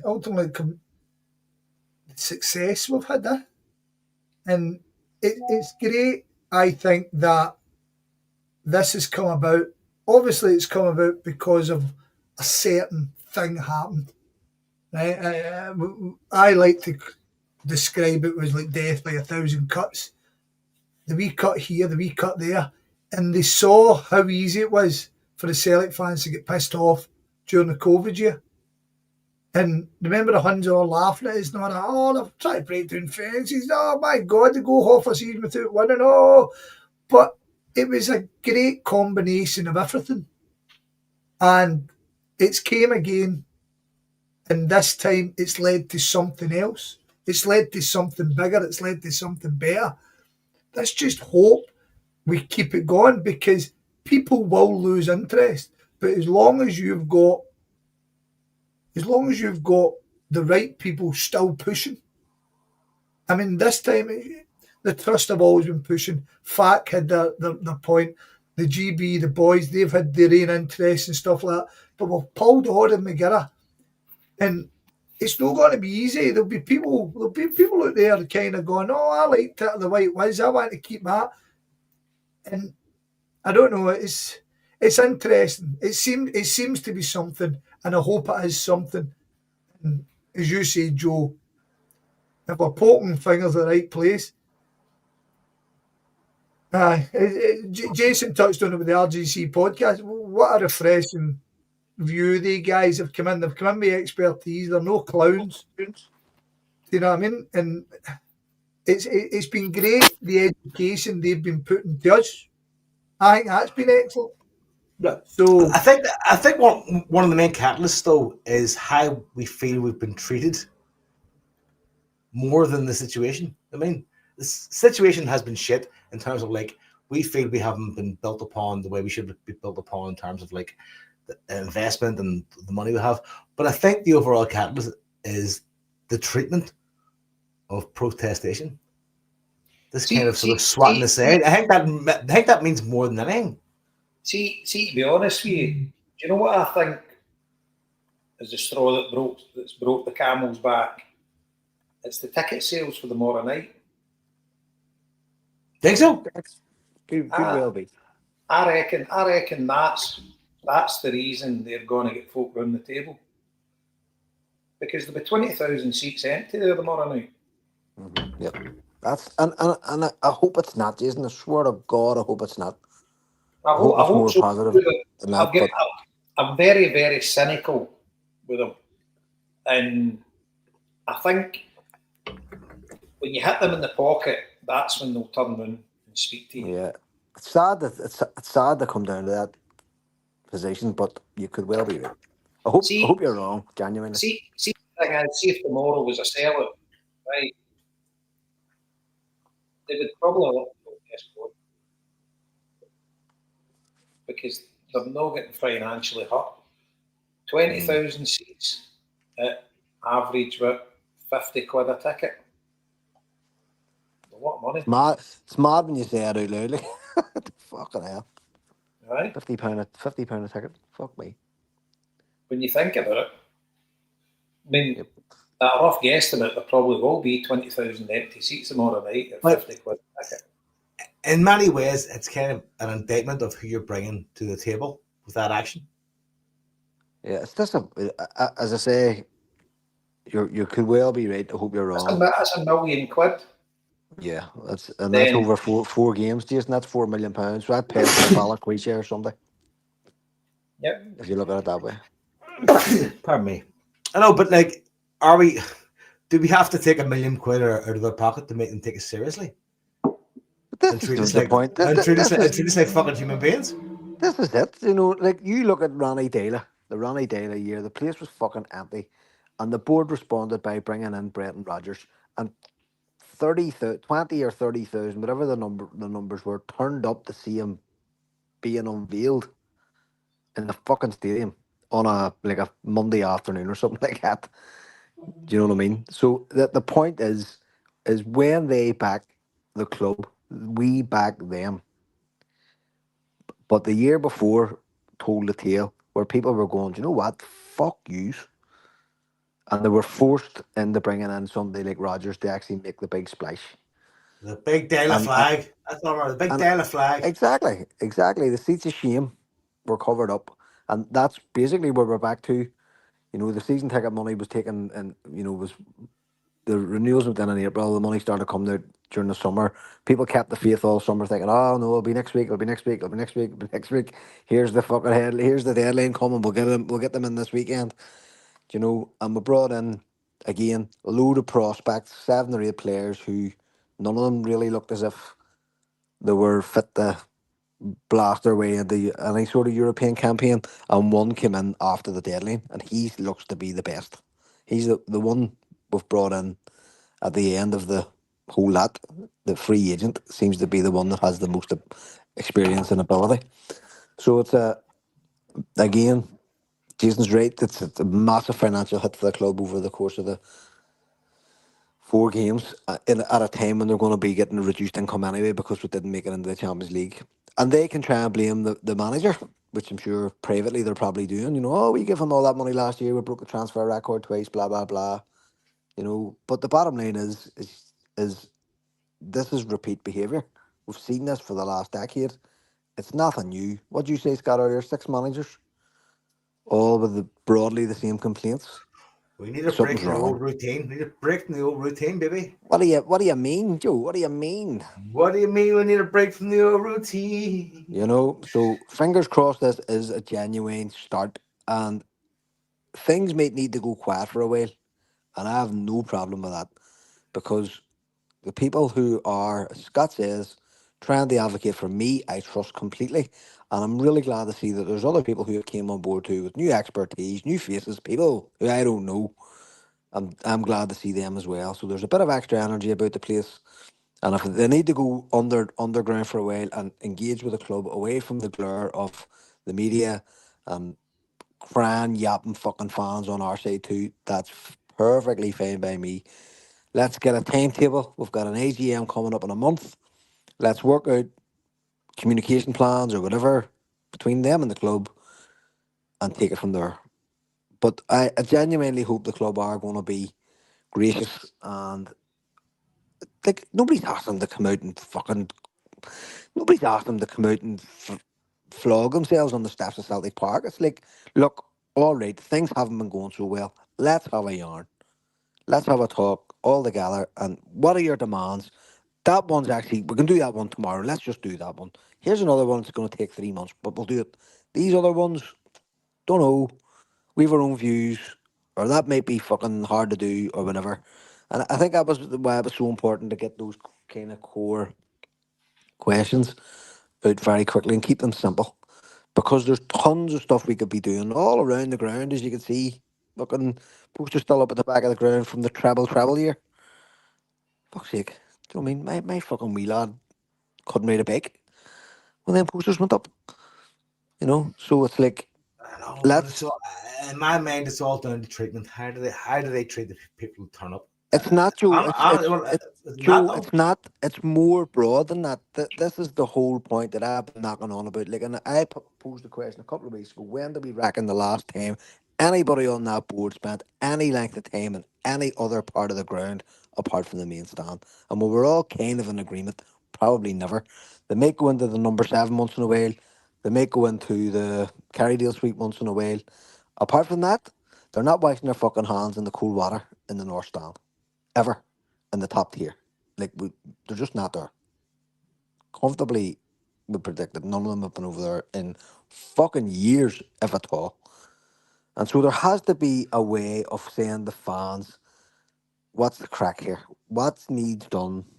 We're sitting on a fortune. So £1 million could probably fix all these small things like Scott's fucking juice machine. Like £1 million. Let's take out of that 77 million, set that aside right. and do shit. That's a business idea for the concourse. Scott's fucking juice machine sounds like a fucking winner to me. But here's the thing, Joe. That's gonna end up bad. It is customer service. Celtic Park is like a fucking. It's an island in the middle of a fucking sea. Like it's not like other football grounds where you have loads of services around you. You do have some, but you don't have. You know, it's not like it's in a concourse where there's millions of other options around the ground. It's a place you arrive to and you leave from. Exactly, it's not it's a destination where you go to see something, but you don't go to stay there. And the club have done some good things, and I always say too, we have a reputation of being very hardcore and all that, but we definitely give credit when it's due. For example, when they opened the sports bar, when they started opening the concourses properly, because as we were pointing out, you're coming from fucking Ireland, there's nowhere even to let your child take a fucking piss when they get out of the bus. And when you tried to even like days we tried to get into the Carrierdale suite and it was packed by the time we got there. You know, so you had nowhere to go. You're standing in the fucking rain, freezing cold with children with nowhere to go. So you're standing in the fucking, you know, you're standing in the superstore and then you're causing problems in the superstore because people can't get around the superstore to buy things. Like, it's just fucking mental. You're looking to go do something about this. So when they were starting to open up the concourses early and letting people in, and, you know, that's a good idea. And we give them credit for it. Let's do more of it. Let's expand it. You know, because people will still shrug their shoulders and go, "Oh, I'm not going up there because there's fuck all to do." Put stuff in to do for kids. Like I my wee girl in the Carrierdale Street one day. It was brilliant. She was sitting on the edge of the stage, kicking her heels, playing with her two Hoopy dolls, Hoopy and Haley, and my grandles were singing and the thing. It was warm. She got a feed. Like, it's not much to fucking ask. I was standing with a pint. It's not much to ask. Surely to Jesus. You know, but then again, when the high rollers came back in, that was whipped away from the fans again. So, no, I just fucking go back out into the cooler, lads. Ronnie Dale is not the manager now. Harper turned up, didn't he? Give Marty Flynn a pint. Celtic, give Marty Flynn a pint. And here, like, I've been in me and Scott have done the number 7 multiple times. It's fucking great. I am not arguing that type of like day experience shouldn't be catered for. It fucking should. And I am very happy when I have the money to put myself into that position. Same with fucking Jason Higgins, who puts 5 fortunes into that club annually for the wee bit of heaven that he gets with his padded fucking seat and his paint. The man doesn't demand much. Jesus Christ, it's not much to fucking ask, but he pays through the fucking nose for it because it's his thing, it's our thing. You know, it's our thing. So, as I say, I'm very hopeful. I hope that everybody is getting into this with fresh eyes. Scott said earlier on, you can't change what happened in the fucking summertime. And we're not privy to the business deals and the way players behave and their tantrums and their fucking moves that they want and all that. So that's not our domain. But here's all the other fucking shit that is our domain, and here's all our ideas to get it done. And don't come and tell us why you can't do it. Let's look at what we can do and take it from there. So look, fingers crossed. God bless. God bless everybody. I have to go. So I'll leave you, Jerry. I got to go. I'll leave you, Jerry Mendelman, to it, okay? Well done, Flannels. I'll speak to you soon. I think we're there today, yeah? We're close to finished. God bless, Childer. You just have to do your Braga preview. I'm going to be listening. So get into that. Scott's got that. Scott? Yes. Braga? What do we know? What do we know, Scott? Tell us. Mate, honestly, see, because I've not done my one-on-ones, I'm clueless about everybody. And I always enjoyed doing them because it educated me, and then anybody else who wanted to get educated alongside me. But I've done nothing about them. I know the manager's under a bit of pressure. However, in a very, very poor game of football, they beat Feyenoord 1-0 in the last round. So they can't be discounted. I'm led to believe they play 5 at the back, 2 attacking wing backs aside of that. And they're pretty handy up top. Their defence has got Lagerbielke in it. The frustrating thing for us is he any good? You know what I mean? None of us know if he's any good or no. We kind of maybe half know if he was any good. He scored the goal against Feyenoord for us. That's it. That's all we know. But I like the time he plays. He's one of them players. Like, I rate him alongside Thomas Rogner. Right? I always loved Thomas Rogner, but I couldn't tell you if he could play football. You know what I mean? He was decent for what he did. Other than that, couldn't tell you. Same as Lagerbielke. They're sitting 7th in the league now. They've won 2 games, they've drew 3, they've lost 2. Their manager, by all accounts, Carlos Vicens, is under pressure, and they're saying should the next 2 games go against him, then it could be curtains for him. I don't know. I just going by logic of looking where they are. They're in this competition. They're no in the Champions League as they have done recent years. Then we're at home. We've got a chance. We've got a good. I don't see them coming to Celtic Park and playing for a draw. So fuck it. Let's go and beat them. What's the story with the early kickoff? It's fucking kind of a bit of a ball ache, guy. It's because there's so many games, Joe. They just try to split it up. That's all it is. Yeah. But no, I mean, do you know what I'm kind of hoping for, right? And I know I'm fucking pissing into the wind here, but I'm hoping that the wee bit of disturbance over the last couple of weeks will kick us all into form, and everybody turns up. Hopefully, everybody gets wired into the baby, and we all turn up.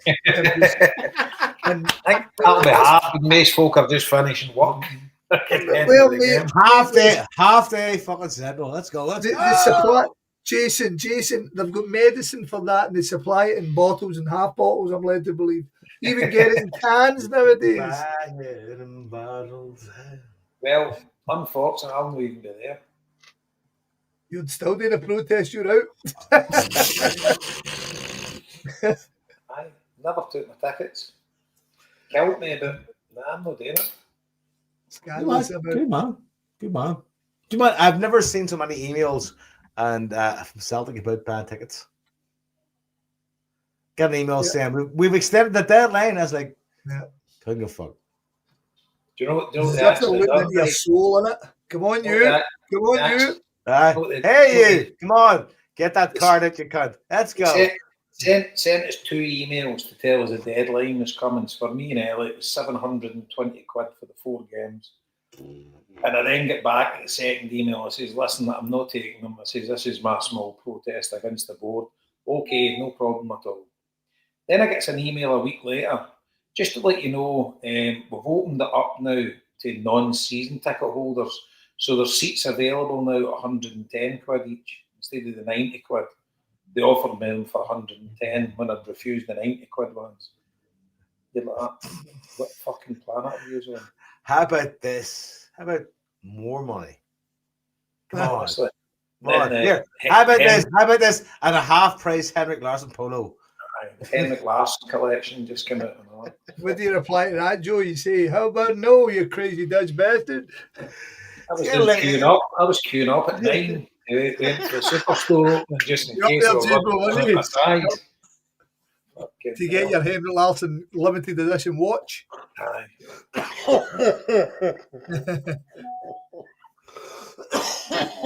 Pardon me. Yeah. Insane. The responses to that post of the Larson stuff was hilarious. Just reading all down them. Just, you're at it. You're fucking at it. Seriously. One post was, in quotes, remember that time we bought a guy for fuck all and it was amazing? And he stayed. That's very good, isn't it? Made me laugh. Sorry. Choke with that here. So would they be writing them or do you think we'll get a result? I think so, people. I think so, mate. I think it's impossible to be confident. It's like I think so. I think we're going to do it. I hope so, but I could see. I don't know. I could see. Hopefully, as you say, right, there won't be that big a crowd, and probably when you look at it, right, early Europa League got probably one of the biggest crowds of the night, right, across Europe, but it should be full. And it's not going to be. So the ones that are there, hopefully, as you say, the protest is off, everybody gets behind the team, etc. Feel like a bit of a fraud, no going, but you know what? I'm sticking by it and I'm no going. And I'm not even that gutted about it. I thought I would have been. Mick never took his either, and we were talking about it at work today. He's like, you got it, but no going tomorrow. I'm like, we go to every game. I'm like, I'm no. But maybe the more I will be, but no, I don't feel gutted about it at all. I would actually have been embarrassed to tell folk that I wasn't gone. I probably wouldn't even have said it on here. But do you know what? I'm not embarrassed at all. They're just taking the piss. Taking the absolute piss. And nah, I'm not putting up with it. I wear no convict's uniform. Not meekly serve my time. I think there's many layers to the entire kind of idea of not taking tickets. Like an onion. Yes, exactly. Just like an onion. Or a turnip. Not for the books. Or a cabbage or a cauliflower. I think there's layers to it in terms of like the fact that, you know, there's the sense of like standing up for what you feel they're doing wrong. And also the economic side going like, can't keep giving you money if you're gonna fucking just treat us like dicks. Right? Yeah. And like, I mean, and with the increases, like the way the world is going and like prices going up and stuff, everybody's kind of like getting economically a bit more savvy and a bit more aware, going like, come on a second, where am I putting my money? But Joe, see this club, right? Let's be honest about it. Right, let's be honest about it. If Celtic went out of the Kyrat game, as Marty says, we'd done things right, and on the night, things had went wrong. Yeah, Jason would have bought 8 tickets. 100%. Right? 100%. We just opened a big fucking fantastic show in Glasgow, right? And somebody sent me a video, and it looks magic. And you know me, I'm 46 today. 46. I've been told by people with fucking. I've been told by people who've got better dress sense than me that no adult should wear fucking Celtic stuff, right? You shouldn't be doing that. Well, I fucking do, right? Because it being 46 allows me to make my own fucking decision. Exactly. Right? Fucking, and I'll wear what I fucking want, and I'll no fucking listen to you, and you can just shut your mouth. So I like going in and fucking supporting Celtic. I choose to do this, but they've got to treat us right. They've got to, and I know they're no bound to fucking do anything. They're bound to their. Something went wrong with the ownership of Celtic. Something went, because there's no chance Dermot Desmond bought into Celtic thinking, by the way, we could make loads of money after this. I think maybe the English Premiership he thought would have been an option. Am I right? And that would have been his drive. Fair dues, but at some point, something's happened with him that he's kind of looked at it and went, well, we're all winning, and this board of directors of mine are sticking money on the table, and we're keeping, and I don't even need to buy the whole of Celtic because I've got this wee cushy arrangement with a hedge fund who are happy with their money coming in every year, and I can just fucking carry on. And the thing is, I don't even need to listen to them, because see, as soon as we win again, they'll all just stop moaning because I've seen it, and they've just treated us like fucking rats. And then this build up a money thing. On that RGC podcast as well, Dermot Desmond has never been to an AGM. I found that incredible. Mate, see, when he said that, I thought he'd been to one, but I'll go with, because they obviously go to them. So I mean, I've been to one AGM, and I have to say they summed it up perfectly. One of the most boring afternoons I've ever been in my fucking life, man. You know what I mean? But it is what it is. I think we'll win tomorrow. I'm not so confident Monday will go as fucking swimmingly as, but I stand here to be impressed by the Celtic board, but I stress again for anybody that's just jumped in, support the collective, man, because they're doing it for our benefit. Even I've said this before.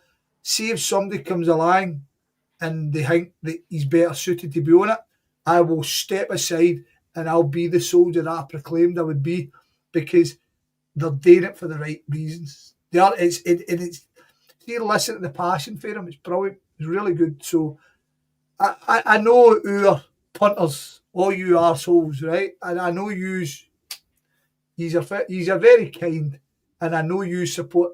But even it's up to you as well to kind of go out and spread the word and tell people, nah, forget that attitude, forget being snidey and all that. We've got to stick together, and you can disagree with things, and if you've got a fucking voice, you come in and we'll listen, but don't be sticking the boot in just because. You know what I mean? We need support. We definitely need support so we can get the best for all of us.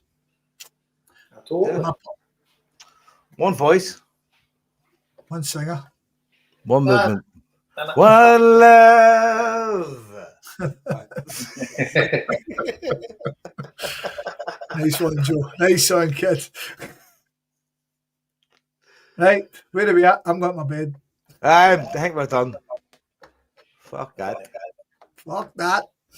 I'll give you a wee hanging. I didn't mention it, but Saturday for the game, I had young Michael Jones that obviously tragically lost his life when they were building Bramley Moor Dock, the Hill Dickinson Stadium. Yeah. So his mum and dad came up to the game, Michael and Elaine, Fantastic. and I had the two of them in Big Steve. Took him into Bar 67, sat there. It was quite funny as well. We were sitting there, met. I tell you about that Hibby that I met before me. Aye. So he came through and he's a lovely boy, man. So he was the one that the cardinal flag, the tricolour, I kept putting up. See there, I can't remember his name. The cardinal that formed Hibs. He's where he was born in Limerick and all that. So he had that in the tricolour. But so he's sitting in Bar 67. There was a few years, and then Stevie, I hit the bar, came out and says, Jason, you need to come out. I'm like, what is it? He's like a Basque boy, and so it was a boy. So I says, where are you from? He's like, Victoria. I says, Alaves. He's like, aye. So I started telling him about athletic. He couldn't believe it. He's like, fucking it. So he was a Napoli fan. So it was him, an Alaves fan, a Napoli fan. Were there for the game. He was loving it.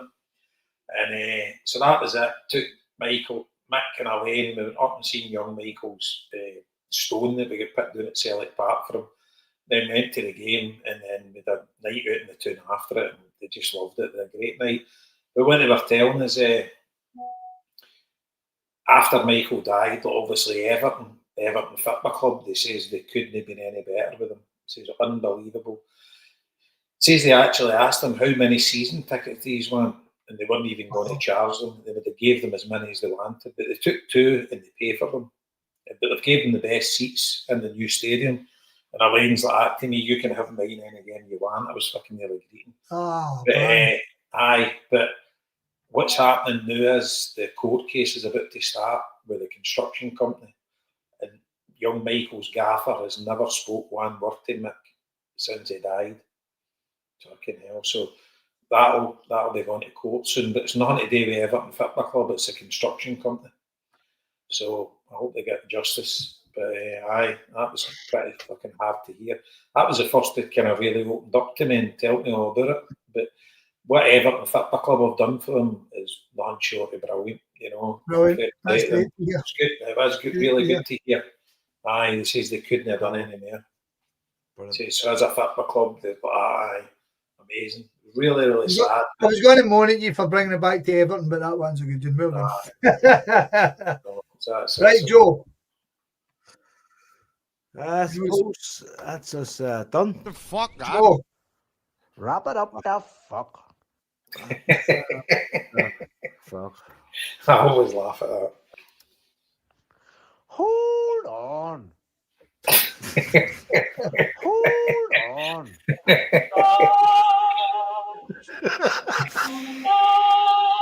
The fuck, God. Right, all right, Joe, close it up. Let's go, right, boys. That was good fun. Come together. That's the message. Right now, over here. Over here. Over where? Over here. I'll see you over there. Back about. Over there. Hell. Yeah, hell. See you later, team. Hail, hail, troops.